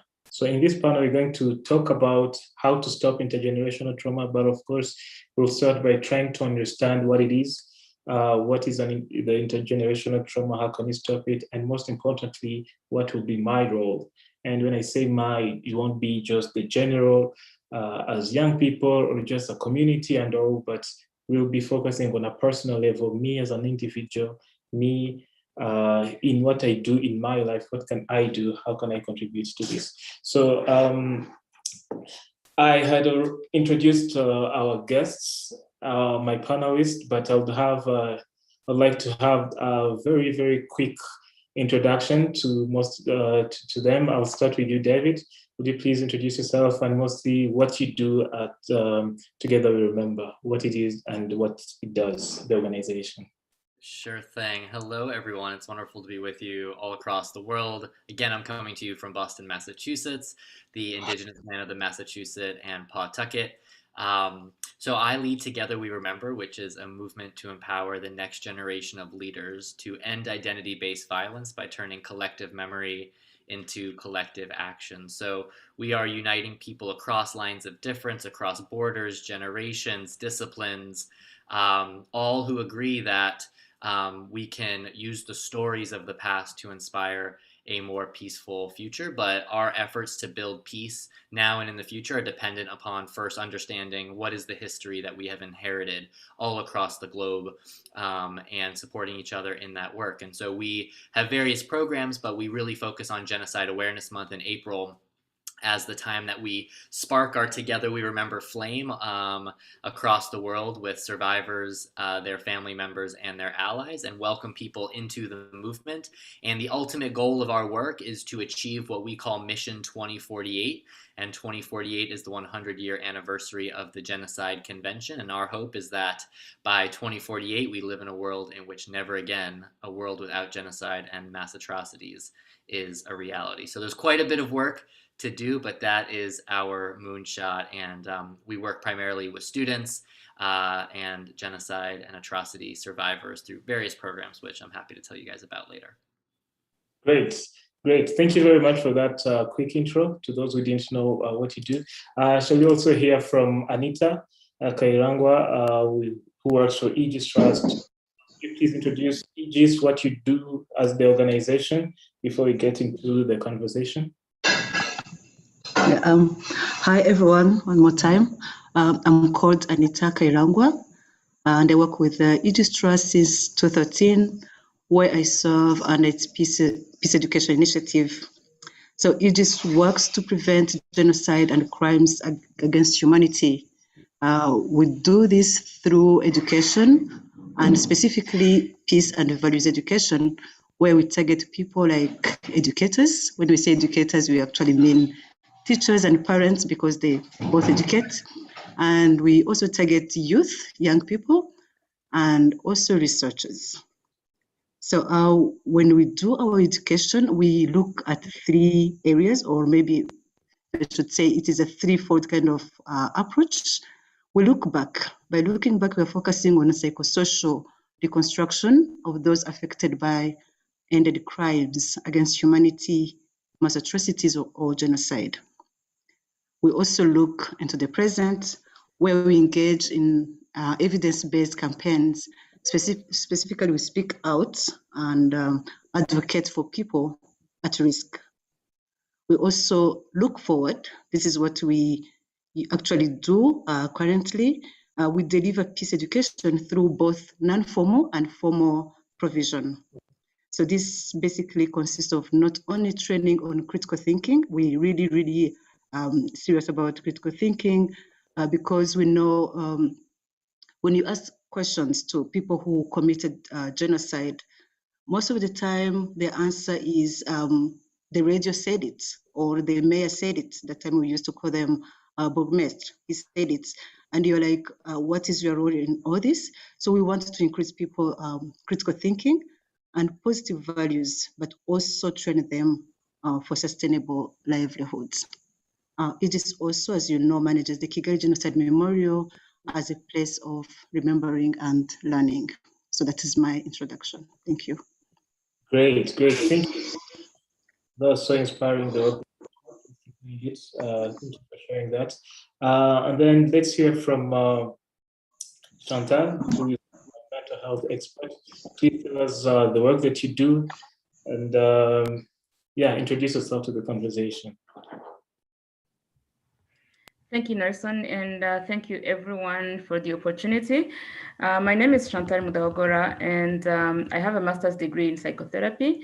I've been in the mental health community for the last 18 years. I'm usually based in Canada, where I've been living for the last 23 years. Right now, I'm here working in Rwanda. And also I'm a genocide survivor. So I think this is an interesting conversation. I'm so thrilled the fact that actually the young people are taking the lead in these conversations. And it shows that we have our future is hopeful in terms of being memory keepers. Thank you. Great, thank you very much. Thank you very much for sharing with us. We're very excited to hear from you, to hear more. And then last but not least, we're also with Patience Omusananire, who is a young person and also a member of Peace and Love Proclaimers. Patience, would you please introduce yourself and probably tell us a little bit of how your involvement in the work of Peace and Love Proclaimers? Hey everyone, as Kitofu said, well, some people call me Pesci, but Patience from Sananire. So I've been in PLP since 2013 until today. I've pretty much learned a lot from them. I mean, from the whole team and everything. And yeah, basically I'm more into communication. So like, I love talking with people, like, you know, triggering like their emotional responses, you know, just, you know, to understand their perspective points of view from, you know, depending on a lot of things. So that's pretty much it for me. Great, thank you very much, everyone. Now, I'd like to start with you, Chantal. As the topic says, we're talking about how to stop the cycle of intergenerational trauma. So, as a mental health expert, what is intergenerational trauma? Thank you, Nelson. The easy way people go about the trauma transmission, as I call it, it's literally parents transferring trauma to their offspring.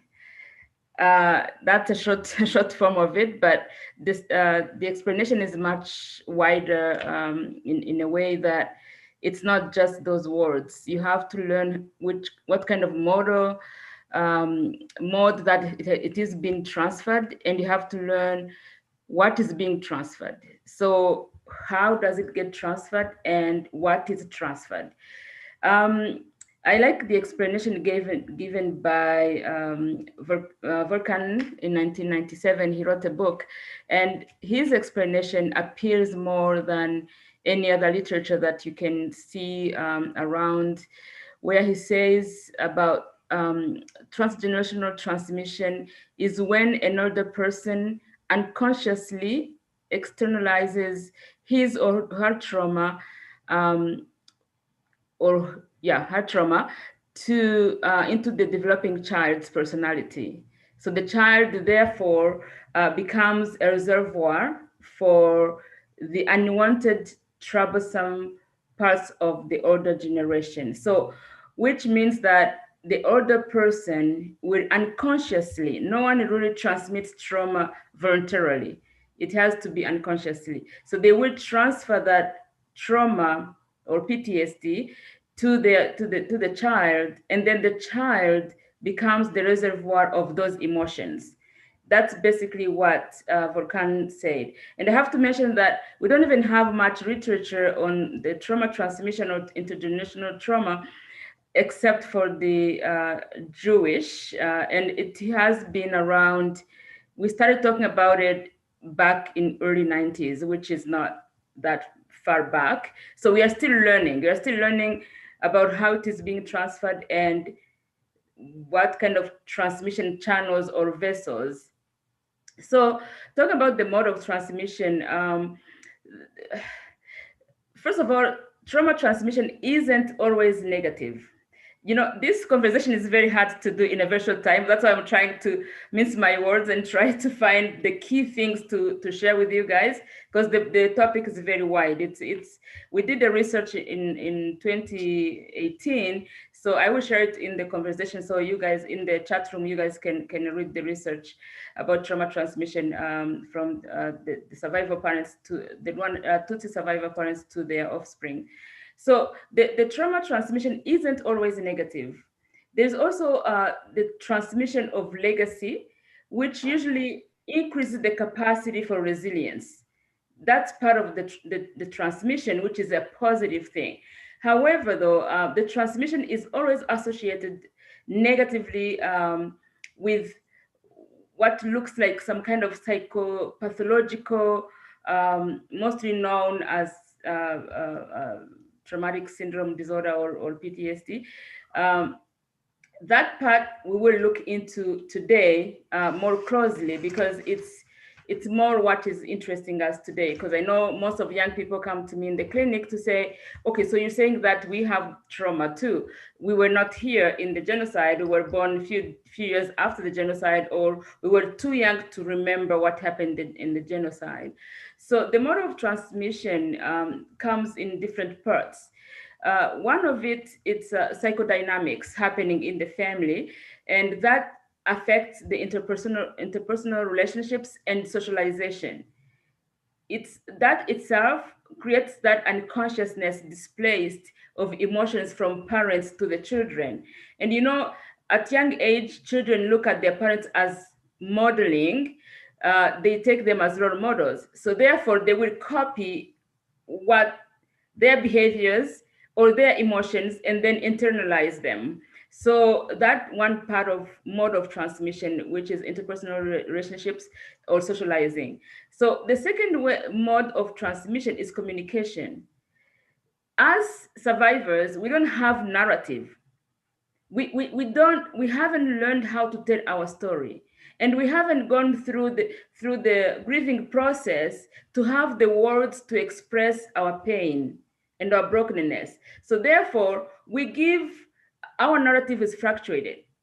The kids end up being confused because we don't tell them the story. Sometimes a child will ask you, I have 3 children on my own, and I've been through this, where they ask me that heavy question that I am not even ready to answer, or I haven't really thought about, and I dismiss them.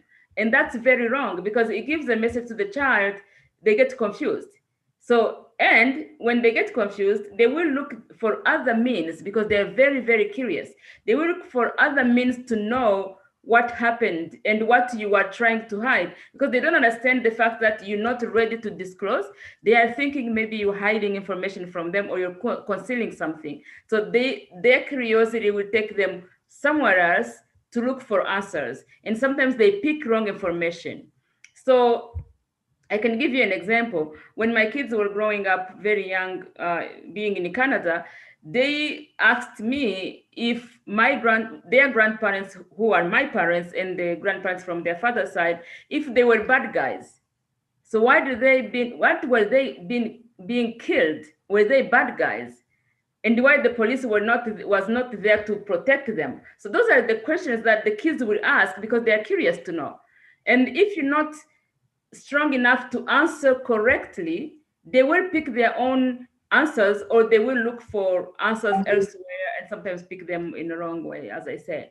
The third thing that how the trauma gets transferred is through there's a small component of biological. There's a consideration of biological or genetics vulnerability, where family is prone to PTSD. So you asked me about examples. Examples are so many. where do I start? I can give you the examples of the post-genocide generation I see in the clinic here in Rwanda. They come to me with different symptoms. The most common ones are panic attacks and anxiety attacks, and sometimes maybe they will have migraines, they will fainting spears, they will have sleep disturbance, eating disorder, feeling giving up, or even if, having suicidal thoughts, or even attempt self-harm. So those are the things I see in the clinic. And the reason being that when you, usually when you work with adults like me who was adult in the genocide, we work with the symptoms which are tied to the 5 senses: what you heard, what you saw, what you tasted. So that is easy to deal with. The triggers, they are easy to deal with. Though in the young children, they don't have triggers because they were not there to see or use their 5 senses. Therefore, their trauma is being transferred somewhere else, not in the frontal lobe, but in the system that we call limbic system.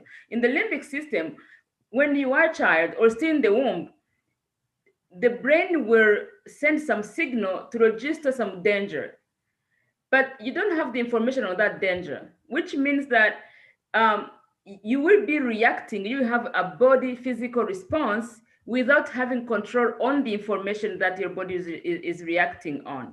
So we use other techniques. The one I'm familiar with is called neutralization. So we have to go in the brain and see where things have been stuck and try to redo it. Maybe you can talk about therapy later, but examples of trauma transmission, they are very wide. We look into symptoms. There's no one formula or one size fits all. I think I will stop here for now and we can continue the conversation later.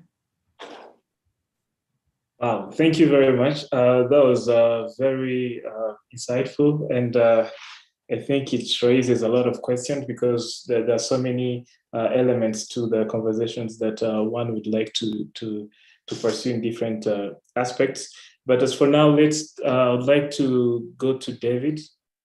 In your work, you said mostly your organization, you work in fighting identity-based violence. So in the work that you do, how do you meet this problem of intergenerational trauma? How do you define it in the work that you do on a daily basis at your organization? Yeah, thank you for that question. I mean, intergenerational trauma is at the core of everything that we are doing. I think the question is, what are we doing with it? As our wonderful previous speaker referenced, that not all trauma is necessarily bad, as far as how it then expresses itself in the forms of, sure, the negative consequences, but also resilience. I've certainly seen that in my own family. So just speaking personally for a second, all 4 of my grandparents were Holocaust survivors, and in very different ways, and that's sort of what I've inherited as far as my own personal history. I am, perhaps patient zero in the subject matter of intergenerational trauma, since I do have that history in my background, and I can certainly see it displayed in how I grew up. And there was, there's the epigenetic inheritance. There's the inheritance that has been passed on through DNA physiologically, and then there's also the experience in growing up in a family where the genocide, the Holocaust, was discussed regularly, where it was taught in my school. I was in 1st grade singing songs about remembrance. I was 13 when I visited the concentration camp that my grandpa was imprisoned in as a slave. And then I revisited when I was 14 again with him and witnessed the reenactment of liberation between soldiers from the U.S. Army who were there 60 years prior and the survivors, including my grandpa. So these were very impactful moments on me in my life, and there were both positive and negative aspects of that. So I like to say that, like, on that day, I woke up as a social justice advocate when I visited those camps, but my perception of the world was both shattered into a million pieces, and then the job was for me to start to try to put it back together and figure out how to make sense of that. And I think there's a very powerful quote from Elie Wiesel, the Nobel laureate and Holocaust survivor, where he says, memory can be a graveyard, but it can also be the true kingdom of man. And there's another thought leader who adds to that quote saying, the choice is before humanity. So again, this question of a choice, what do we do with the collective memory and trauma that we have inherited? And how can we talk about the past in a way that brings us together, helps us heal, and addresses the risk for identity-based violence in the present moment. This does relate to another point, which my organization does focus on quite a bit, which is the territoriality of memory. This perception that talking about one genocide or atrocity versus another is a zero-sum game, whether it's in curriculum or in programming. And I think this is a really big problem parallel to genocide denial that we have to talk about. And to me, it's an issue that we focus on, especially at Together We Remember. And it's why we called the organization Together We Remember, right? We, the survivors across different genocides and atrocities, we, their family members and descendants who have inherited this legacy, and we, their allies who are working to turn remembrance into action.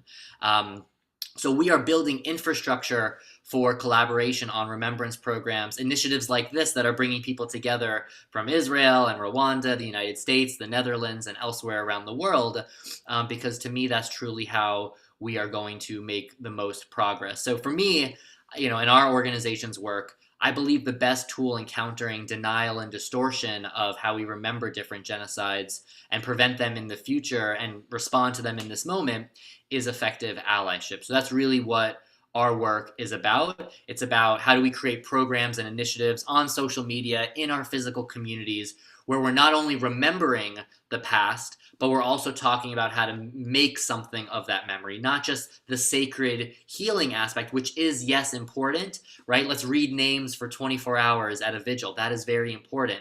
But so what? What are we going to do to honor the memory of the past based on how we take action in the present? When we talk about education, we cannot just say, well, let's learn, let's educate. We have to say, well, what kind of education? Are we just going to talk about one atrocity, or are we going to connect the legacy of multiple atrocities? So that's just a little bit of what our organization is doing. I wanted to tie in a little bit of my personal story to share with folks where this is all coming from, because I do believe I wear multiple hats as the grandson of Holocaust survivors who's inherited trauma, as someone who grew up receiving quite a bit of Holocaust education, but very little genocide education beyond the Holocaust, which was a different problem that's worth discussing. And then finally, as a professional now in the field, trying to connect collective memory, peace building, fighting hate, and historical work. Great. Thank you very much for sharing that and adding your personal story. I think it's very inspiring. I'm coming to you, but I'm coming back to you on what you think what we can do on a personal level. But before I come to you, I'd like to ask Anita, in the work that you do at Aegis, you mentioned the psychosocial reconstruction. You talked about peace education in particular, and I would like to ask you kind of the same question. In the work that Aegis does, how do you address the problem of intergenerational trauma? As I said, mostly in peace education, and when we get people who come for training, or workshops, they're usually they're prepared to be trained. But when we train them, since we are dealing with, we have to refer to our history, which is sometimes a bit traumatic, rather really traumatic. It can be a trigger, and we see people really showing signs of emotions or trauma. They remember what they went through. I think Chantal talked about it, and you see that something is changing. And also, it's a bit, I would say, good or weird. Sometimes we also hear people saying that they're healed because of our training. So it's not always that we have to face people being traumatized. But I would like to share a very short story with you, because we use storytelling as one of our as a methodology. It's a story of a young girl who lost every member of her family during the 1994 genocide, and she was trying to run away and get refuge. She landed in the hands of a perpetrator, a man who was a perpetrator and was also a rapist. So this man did what we always refer to as kumubohoza. This is actually raping her like on a regular basis. And this child lived, she was a teenager, she lived with this man for the whole period of genocide. After the genocide, the man was arrested because of what he did during genocide, because of his involvement in genocide. And this child, this teenager, was now pregnant with this perpetrator. She conceived her baby, her first baby, in pain, psychologically and emotionally. So it was real pain. And this child was also born, the child was born in pain. She inherited the pain from her mother, and the physical pain, the psychological pain. Unfortunately for this child, she also learned that she was told by people that actually the mother is the one who had her father imprisoned. So the poor kid had to face two types of trauma. She didn't want her father to be in prison, but I'm sure she was also feeling very bad to be born out of rape and also to be born from a perpetrator. It's really something I think very painful, though people may not understand the pain. So the child had to look for someone to blame. Unfortunately, the child had to blame her mother. That's the unfortunate part. She hated her mother so much, and she became even physical with her mother at a certain stage when she grew up.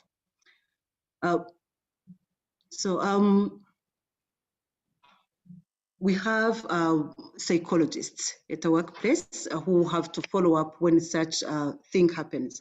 So this child had the trauma that she inherited from her mother, and she had her own trauma. So it was kind of complex for her. But thanks to psychologists, people like Chantal, now the kid and the mother are doing well, and they are back together, though the father is not there. When the father was released from the prison, he had to go away because he didn't like and the mother and the children. So this is an example among many other examples that we have at Aegis. The biggest problem that we see with the young people who inherited trauma from their parents, or even parents themselves, because we are still dealing with the people who faced trauma. Genocide was just the other day, so we still have those people. We see lack of trust. Something that we learned as we go on is that breaking trust is something that can be done in a blink of an eye, but rebuilding it takes very long. So what we do with people, we know that they have trust issues. We try to understand them. We tell them that it's a normal thing, that it's a normal reaction that they're having because of what they went through. We also see that people have a lot of fear. It's something that we see through people who come for training. They have a lot of fear. They don't know what is going to happen next. They don't know about their tomorrow. And sometimes they work too much, or they don't work at all. So it is always in excess. Everything that they do is in excess. We try to link them up with psychologists to talk to them, to really try to see where they are hurting most, why they are acting that way. So basically, that's how we deal with it. And what we tell people, even before we start talking about intergenerational trauma, we tell people to deal with their own trauma, because that's where we should start from. Like parents, if they're not traumatized, they're not going to, to transfer that trauma. They transfer what they have. So we tell people to be aware, to be able to listen to themselves, to be able to understand what they're going through. not feel ashamed to share. We tell them there's someone who is ready to listen. So what we do, we link them up with the specialists, and with really their help, we manage to see change among those people. So that's really how we do it. And also our peace education program, it has shown that it has proven to provide some change or to be beneficial in that area. Like when people start feeling that peace of mind, feeling that they're worthy in the society, that they shouldn't fear tomorrow, that no one is going to kill them. So they start really looking at life positively, and they're now able to see someone who can help. So that's how I can summarize it. Great. Thank you very much. I think that's very insightful. And I'd like to hear more stories. That's why I'm coming to you, Patience. As a young person who was born after the 1994 genocide against the Tutsis, what do you think are some of the effects that we're still facing as consequences of the genocide? And can you please relate this to the intergenerational trauma that we're talking about? And if that's not much to ask, how do you think we are dealing with this? Because there's a very important aspect that Anita brought up, the fact that we don't even know that we may be having this trauma from our parents, or this was inherited. So in your own perspective, how do you see this problem? How are we dealing with this? And what are we doing about it for those who knows and those probably that may not be aware of it? All right, thank you so much, Kitofo. So first off, there's something Chantal and Anita talked about in regards to intergenerational trauma coming with depression, mistrust, lower confidence, the lower self-esteem, and also anxiety attacks, all those kind of things. We still have those until today, and some people actually think it's so unrealistic. Like they're like, that can't happen to me. Even if it happens to me, I don't think that's something to worry about, you see. And as for the side of the trauma coming from the parents or not, so in a personal point of view, from something I've witnessed before, is trying to approach your parent, trying to understand what happened, and then you ask like a question, it triggers them. So they end up either screaming at you or shouting at you, all that kind of stuff. And then it hits you. You're like, is it because I'm not supposed to know what happened? Or did I hurt them? You start asking like all those questions in your head. And then you just go and you see it, you're like, what should I do? What did I do wrong? Or all those kind of things. So parents, I can't blame them, honestly. So at times a parent would literally go in the like commemorative events, and then when they come back, they're typically like angry. So they come home, you're like, hi, welcome back home. You see like a whole mood is differently, like it's off.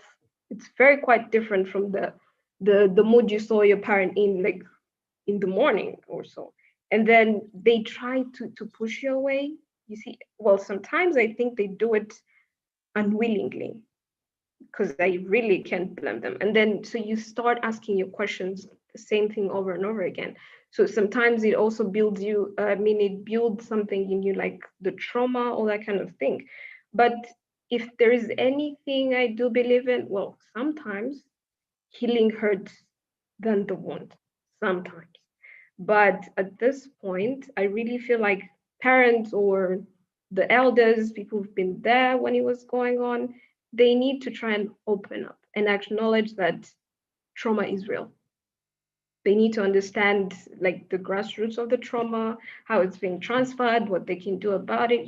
At least they try to open up, other than just ignoring the fact that they are going through things and they don't want to, to acknowledge that they're going through that stuff.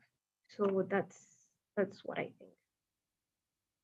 Okay, that's very interesting, actually. I think it brings again a different question, but I think one of the things that I noted is the state of confusion that you mentioned, not knowing what's going on in your life, or probably not understanding, not knowing where to find the solution, who to blame. Anita also mentioned that.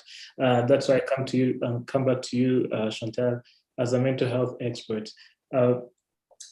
There's something the ambassador of Israel mentioned in the previous panel, saying that one of the things that we should do as young people is to learn from the history, mostly talking about himself, the fact that they didn't talk about it. Parents didn't talk about it to them. But now we're also in the same situation where our parents don't talk to us. And I would like to hear from you as a mental health expert, but also as a parent. How do you communicate the history of genocide to your children while ensuring that you're not transferring them your trauma or a spirit of hatred? How should parents do that? Thank you, Nelson. We need the lecture for this one. But as you said, Ambassador Adams touched on it, how to transfer, to convey the message to the offspring. But also, I will come back to what just Patient has shared about encouraging parents to talk about their history and their testimonies and so forth. I just want to say that it's not just because the parents are trying to conceal the information. Psychologically speaking, every loss comes with grieving process, and the grieving process has stages. So for the genocide survivors, we haven't started our grieving process. We haven't been through the stages. Therefore, like I said before, we don't have narrative. So it's not just because we dismiss our children, it's because we don't have the capacity to talk about it as of yet. Meaning that, and then you will ask me, when will be ready? And that's just an individual journey. It goes from one person to the other, how they go through their journey. So the grieving process goes through stages, and some of us haven't really started our grieving process at all. Therefore, we can't talk about it. Now, when it comes to the children, as I said before, they try to find out what's going on in their parents' minds, and they sometimes get it wrong because they will never walk in their parents' shoes. So how do we transmit the message to the kids? We are not able to freely talk about it, but we don't have to dismiss the kids either. There's a way you can tell the kids, I'm not ready to talk about this, but I will come back to it later. But emotionally speaking, we don't even have that rationalizing thinking to be able to talk to the kids while we are driven by emotions. But having said all of this, let's look into how or what is being transmitted in this process. There are a number of things which are being transmitted. We're talking about trauma, but also there are a number of things which are being transmitted to traumatize the kids. And sometimes we don't even talk about PTSD without a formal diagnosis. We have to have a formal diagnosis to be able to talk about someone who has PTSD or trauma transmission. So what is being transmitted? One of the most important things that are being transmitted is self-perception. You guys, young generation, post-genocide generation, how do you identify yourself? And what kind of perception do you have to yourself? Before even talk about the parents, the self-perception is very, very important for the younger generation and post-genocide generation. The other thing is cognition. Like, cognitively speaking, what is going on in your mind? What do you have as a memory in your cognitive thinking to identify yourself or to know about the genocide and as a second genocide survivor? Now, there comes emotions.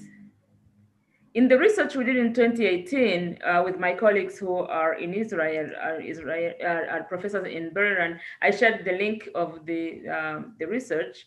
what we identified was that some of the children, they identify the emotions to the emotions of their parents.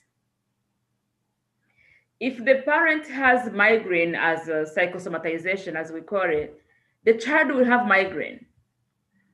If the parents has this kind of sadness which has been chronic, the child will pick up emotions. So what kind of emotions that this child is displaying? And that's very important to know what is being transferred. Is it just the narrative? Is it the story of the genocide?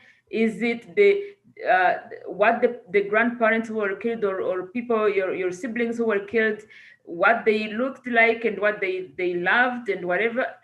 It's a package. There's a big package. So then they come interpersonal functions, because sometimes we do talk about things, but they are memories which are debilitating, where these young kids can't even function. I remember when my daughter was 9 years old, she's now 23, but when she was 9 years old, in the month of April 7th, she called me from work and she says, she was like sobbing, said, "Mom, come home."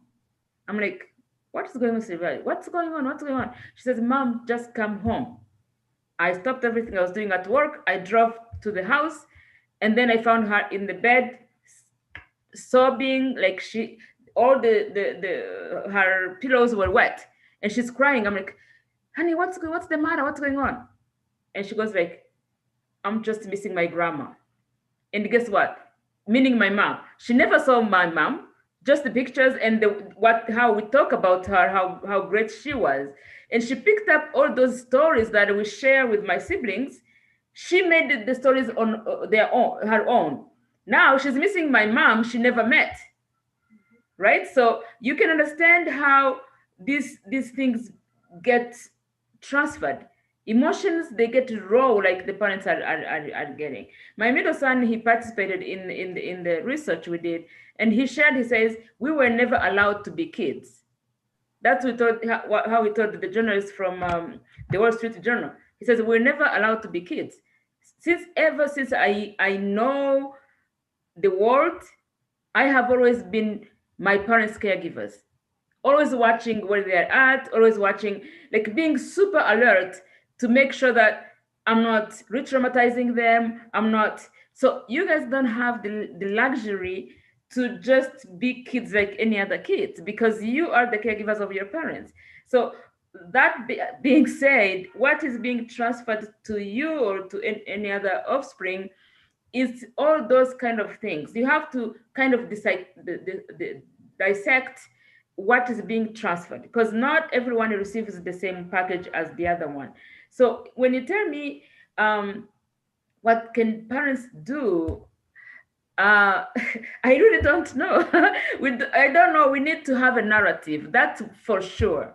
If we have a narrative, we are able to talk to our children freely and share. But if we don't have a narrative ourselves, we haven't started our healing journey, if we haven't had any language to share our testimonies, it's going to be difficult.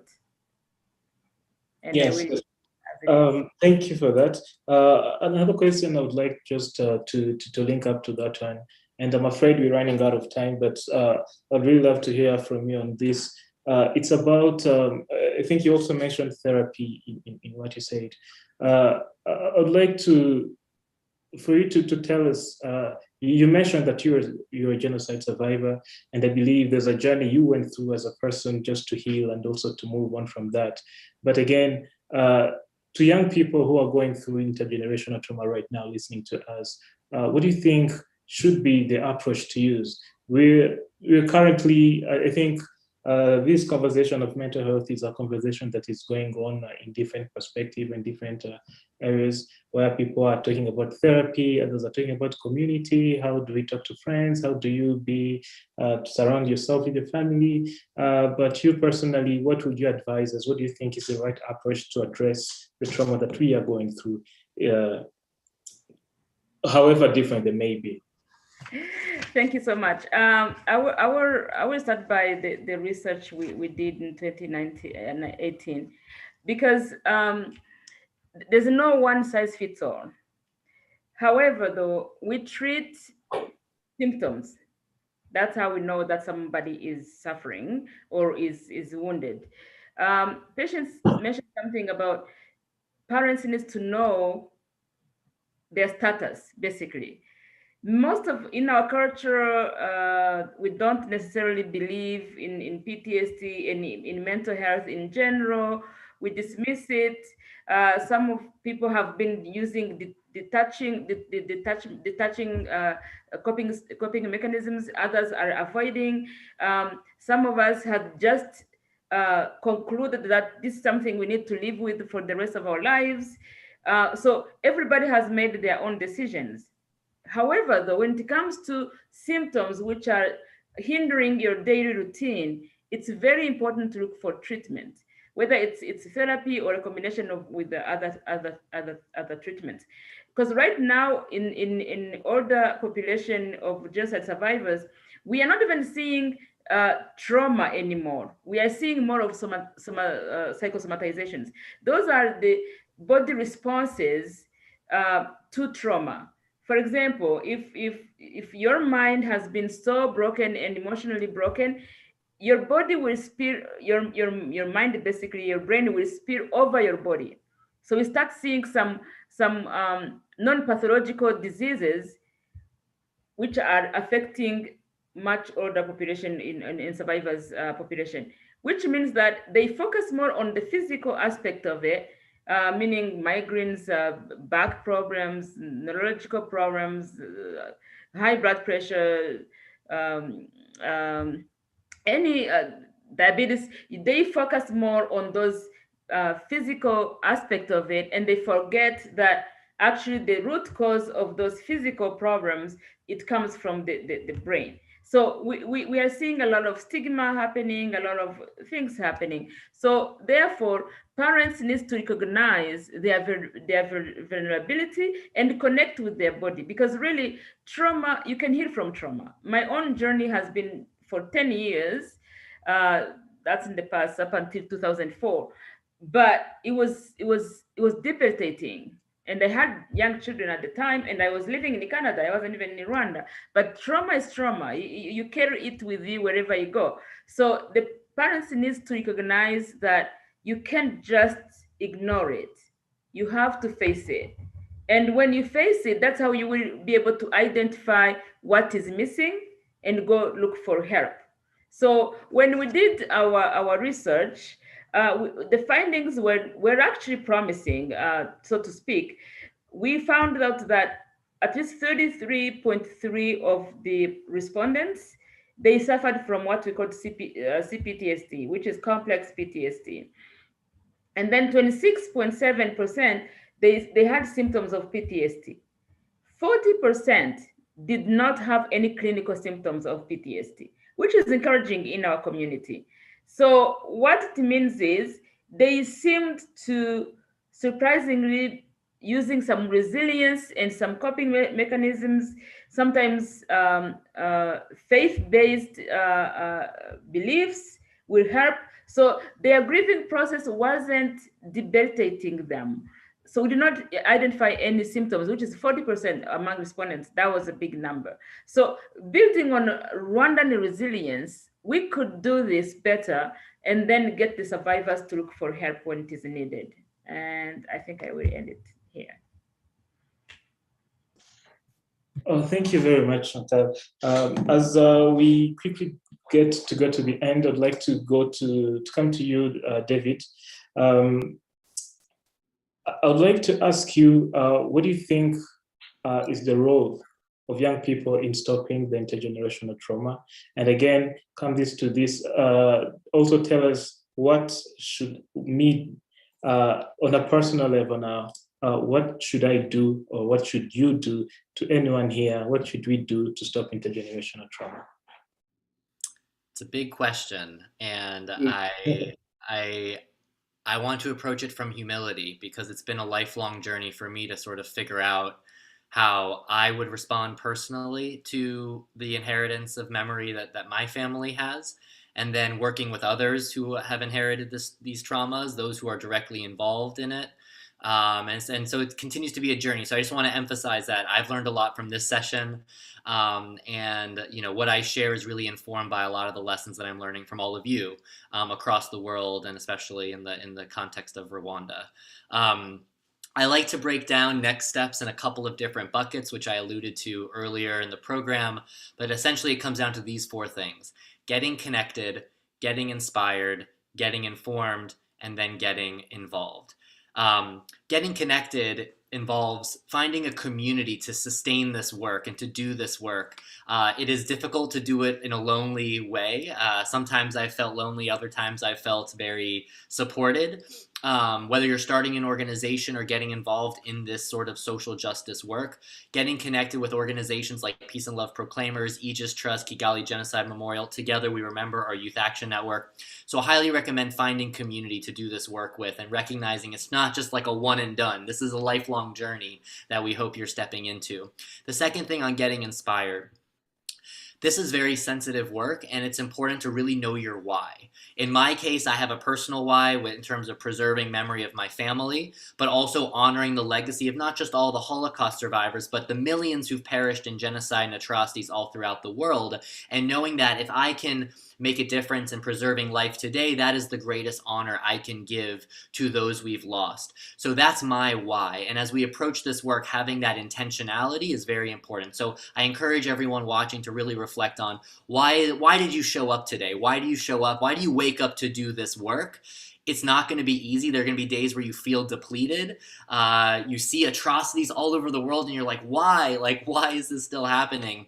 And you still have to have that hope and that encouragement and believing that there are people who are rescuers and upstanders who will step up, and that you have the power yourself in a small or a big way to be part of that community. And then third, getting informed. Again, I mentioned this is sensitive, difficult work. I grew up only learning about the Holocaust for some time, and it was only when I was in university that I learned about Rwanda, Cambodia, Bosnia, the domestic legacy of genocide in the United States of America on my own land. Only now are we doing a better job of learning about genocide against indigenous peoples and the transatlantic slave trade. So essentially getting informed means knowing the history, understanding the truth, understanding the complexity in the truth, whether it's personal or collective. If you are going to be an activist out in the spotlight doing some of this work out front or behind the scenes, bring humility, but make sure you know what you're talking about, because people are going to ask you challenging questions. So the facts do really matter. Denial is a real thing. And then finally, getting involved. I encourage folks to start in your own backyard. What does never again mean in your community where you have access to opportunities to take action, but also looking around the world where there are genocides and atrocities ongoing and seeing how you can support those closest to the pain, right? Bring restorative principles and restorative practices to the work that you are doing, asking communities that are most closely affected, what is it that we can do to advocate with you and for you. So, and then finally, when it comes to Genocide Awareness Month, there's opportunities to do all 4 things right away, right now. So if you join us on social media, go to our website, togetherweremember.org, follow us on social media at Together We Remember. You will find dozens of opportunities to get connected, inspired, informed, and involved in the work of this 30-day campaign to unite the fight against hate and genocide denial all around the world. So stay tuned for plenty more to come. And the last thing I just want to share is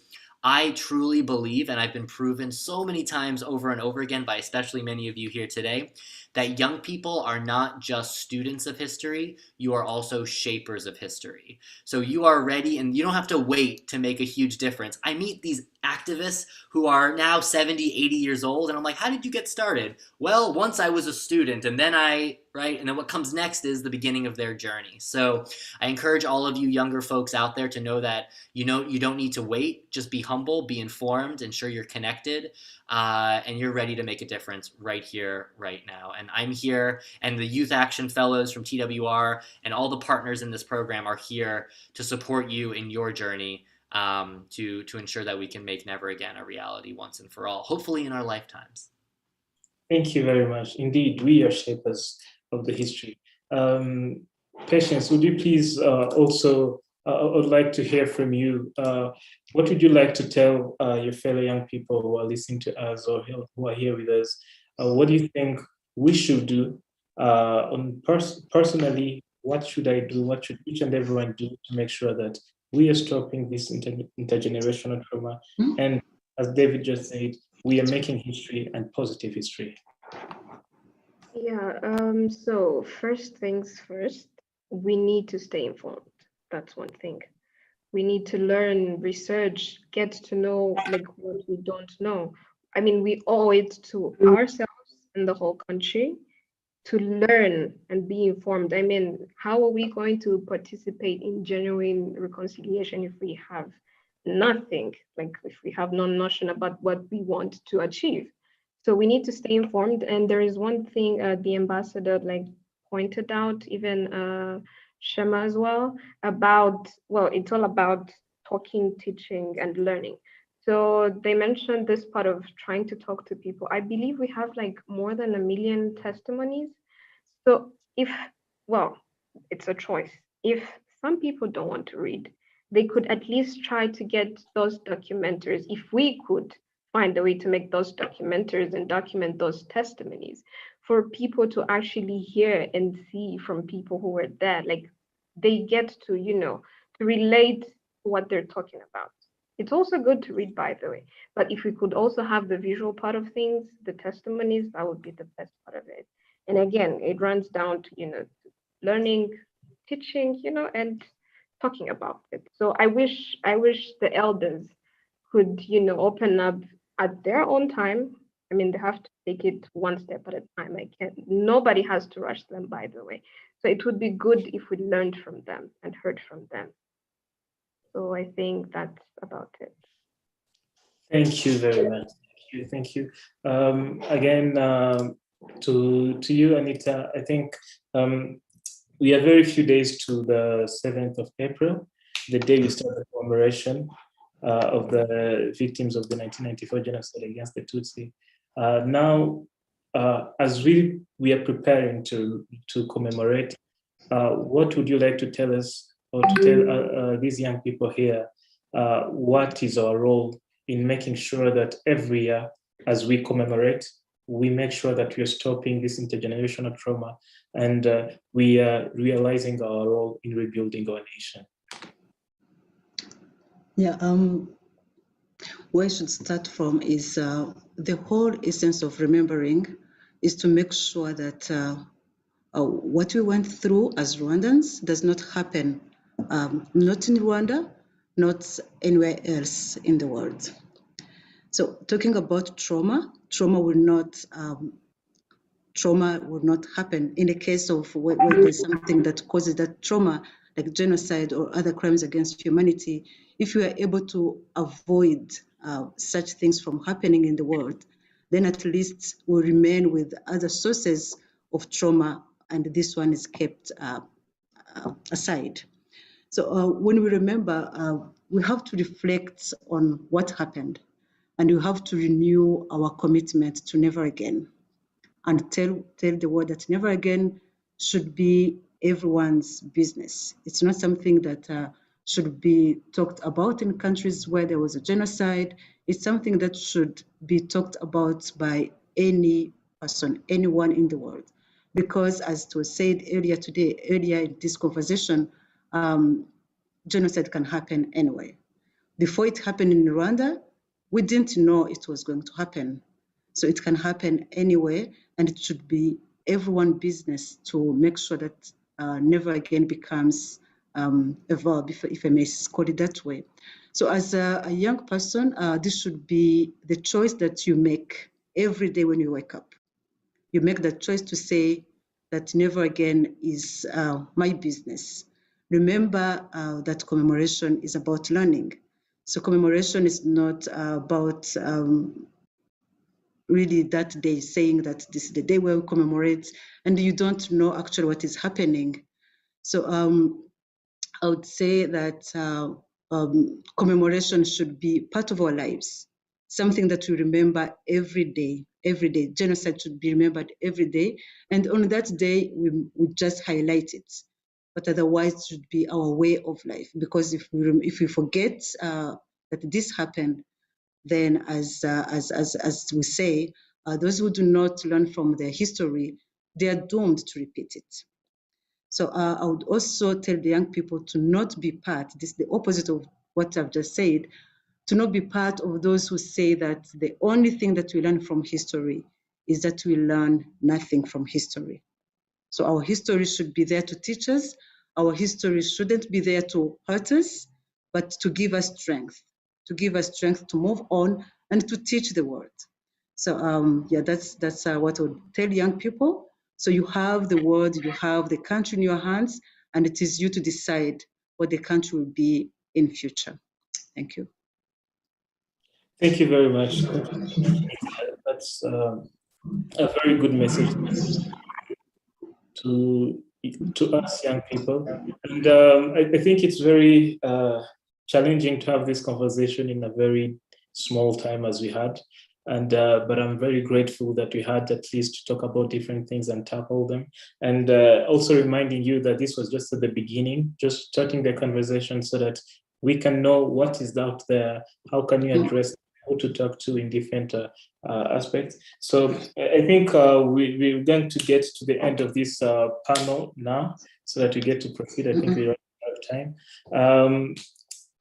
Before I let you go, the four of you, I'd like to give each one of you, most especially Chantal, I don't think you had that. I would like to give you only 1 minute to conclude to us and just give us your final message as we conclude this panel. Thank you, Nelson. And again, I thank everyone for the opportunity. Just a couple of things. For the healing part of trauma, we need to understand the manifestation of trauma. That's one thing. We need to understand the possibility of aggravating or mitigation factors. And we need to implement models of therapy which are culturally appropriate in our culture in Rwanda.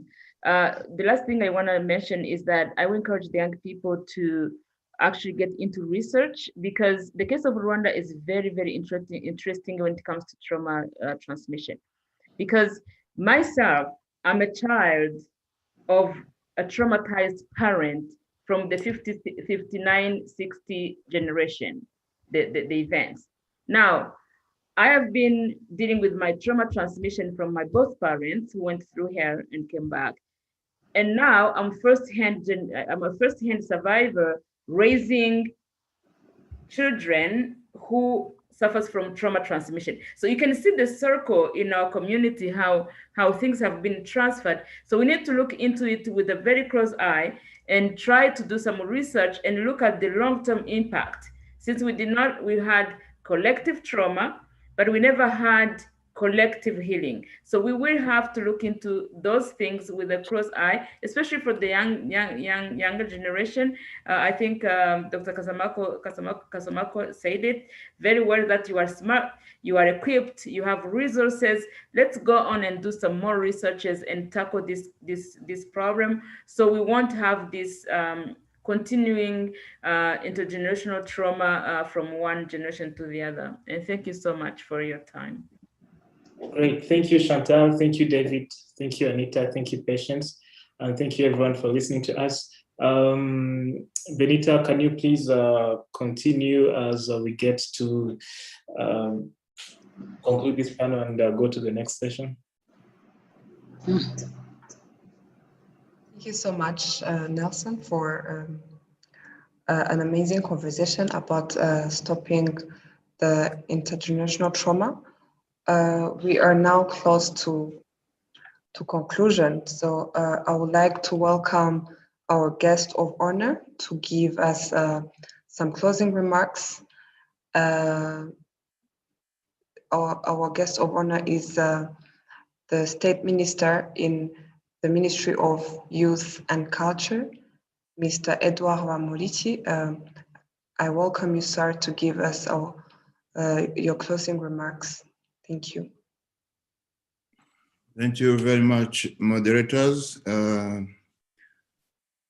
Your Excellency Ambassador of Israel to Rwanda, dear distinguished guests from CNRG, National Unity and Reconciliation Commission, Aegis Trust, Together We Remember, and experts, dear members of PRP, ladies and gentlemen, all protocol observed.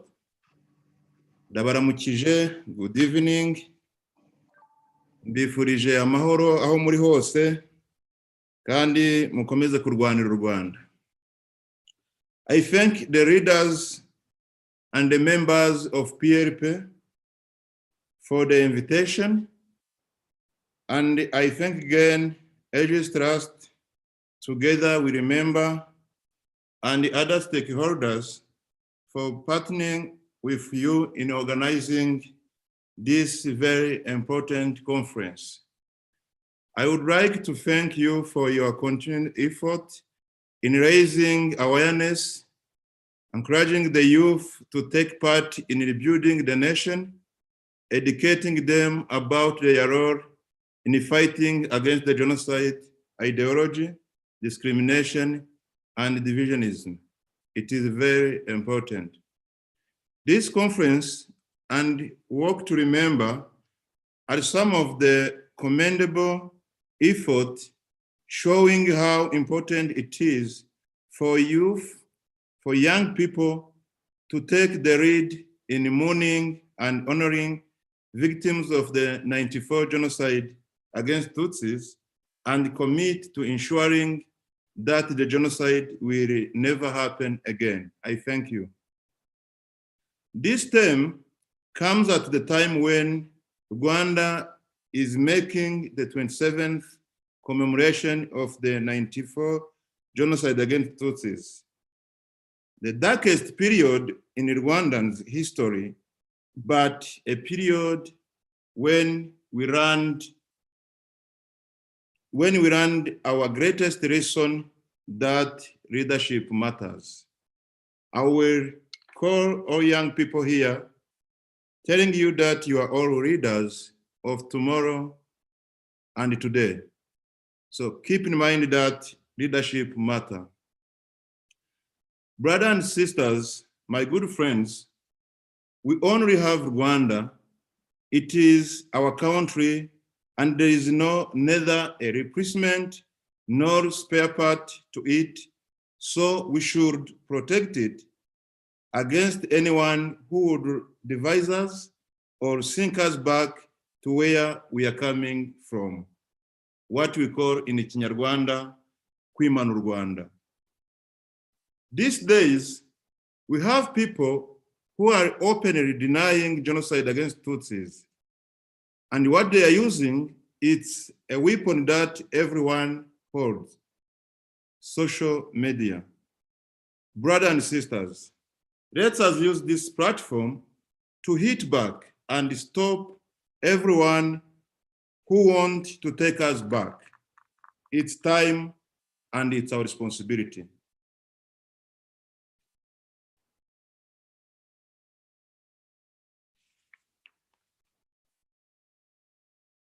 As a country, we had a tough journey. So if you are talking to your parents, if you are talking to your grandparents, those who have them, the Rwandan has been in a darkness area for a long time. But as youth, as young people, it's our time to ask parents, to read books, to do researches, to talk to anyone who is older than you, so that you know where you're coming from, you know the history of your country, you know the story of your parents, so that you stand and tell your story proudly. Because if we don't tell our story, I'm telling you, there is no one who is going to tell the story in behalf of us. The leaders of Rwanda are working very hard to make Rwanda a country that Rwandans deserve for the generation of today, tomorrow, and beyond. The weapons in this journey is unity. We are very sure that this spirit of togetherness is in you and will remain you forever. You young people and the friends of Rwanda, wherever we are, we have to stay together, we have to work together, we have to fight together so that togetherness wins. As Ambassador mentioned, we really have to be proud and know more about our past. Our past, it's not that good past if it comes to what people will choose, but again, it's our past. Let us know more about the hatred that took place in the past. Let us know more about the divisionism that took place in the past. But again, let's learn more about those who liberated the country using the uniting spirit so that we move together, we stay together, we work together. And I'm very sure togetherness will help us to achieve our goals. Everyone has a goal here, but when we are not together, I don't see where we are ending to. So soon we'll be starting the commemoration, and it's not easy when anyone is remembering, when anyone is mourning at his or her home where people are not nearby. But again, as young people, use this social media, send the message to your brothers, your sisters, your parents, your neighbors, so that we are together, even though being together in conferences may not be easy because of this COVID. But again, this kind of social media should bring us together and unite us.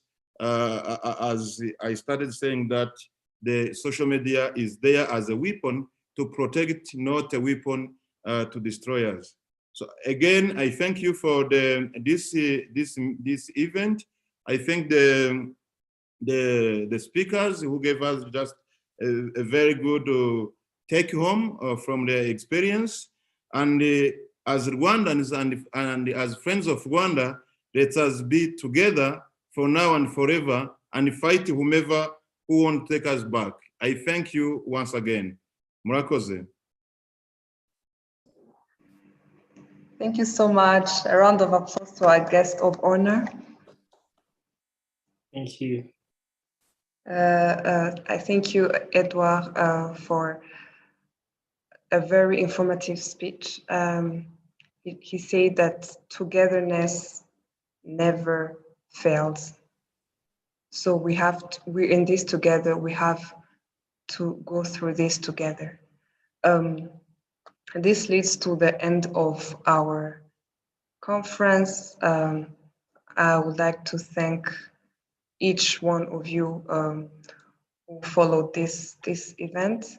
I would like to thank our speakers. Thank you, David. Thank you, Anita. Thank you, Chantal. Thank you, Patience.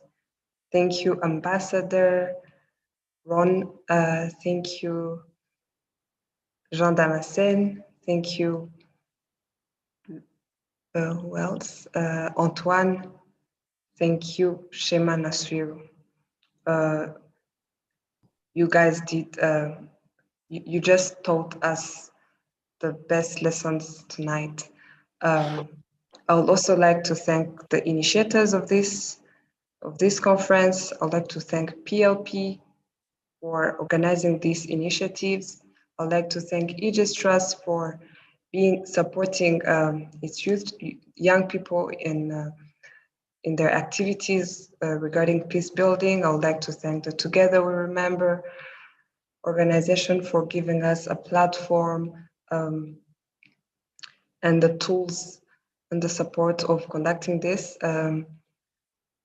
So let's give another clap to PLP and the stakeholders of this conversation.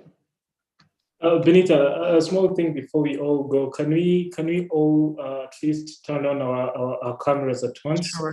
So that we wave at each other? At least if we're not together, let's get to see each other, and a big wave to all of us. Shall we, and please? I'll take a nice screenshot of that. Yes. Right. Great. There we go. Wave at us. Thank you everyone for being with us. Thank you from all parts of the world, and let's keep together, let's keep connecting. Thank you very much, Benita. Thank you. Thank you so much, Nelson. Nelson, do you want to say something else before we close? No, I think a word of thank you would be a good end to this. Thank you so much. So we are closing this event, but before we close, let's just say that this is only the beginning. Let's just say this is the beginning of the journey towards a world free of violence, a world free of genocide, a world free of mass atrocities, and like a journey towards a perfect community. And then we just say that we're in this together, so just keep following the work of PLP, keep following the work of Aegis Trust, the work of Together We Remember, CNLG, NURC, everyone involved, so as to help each and everyone learn and share. So thank you so much. You're now free to end and leave the meeting. Bye.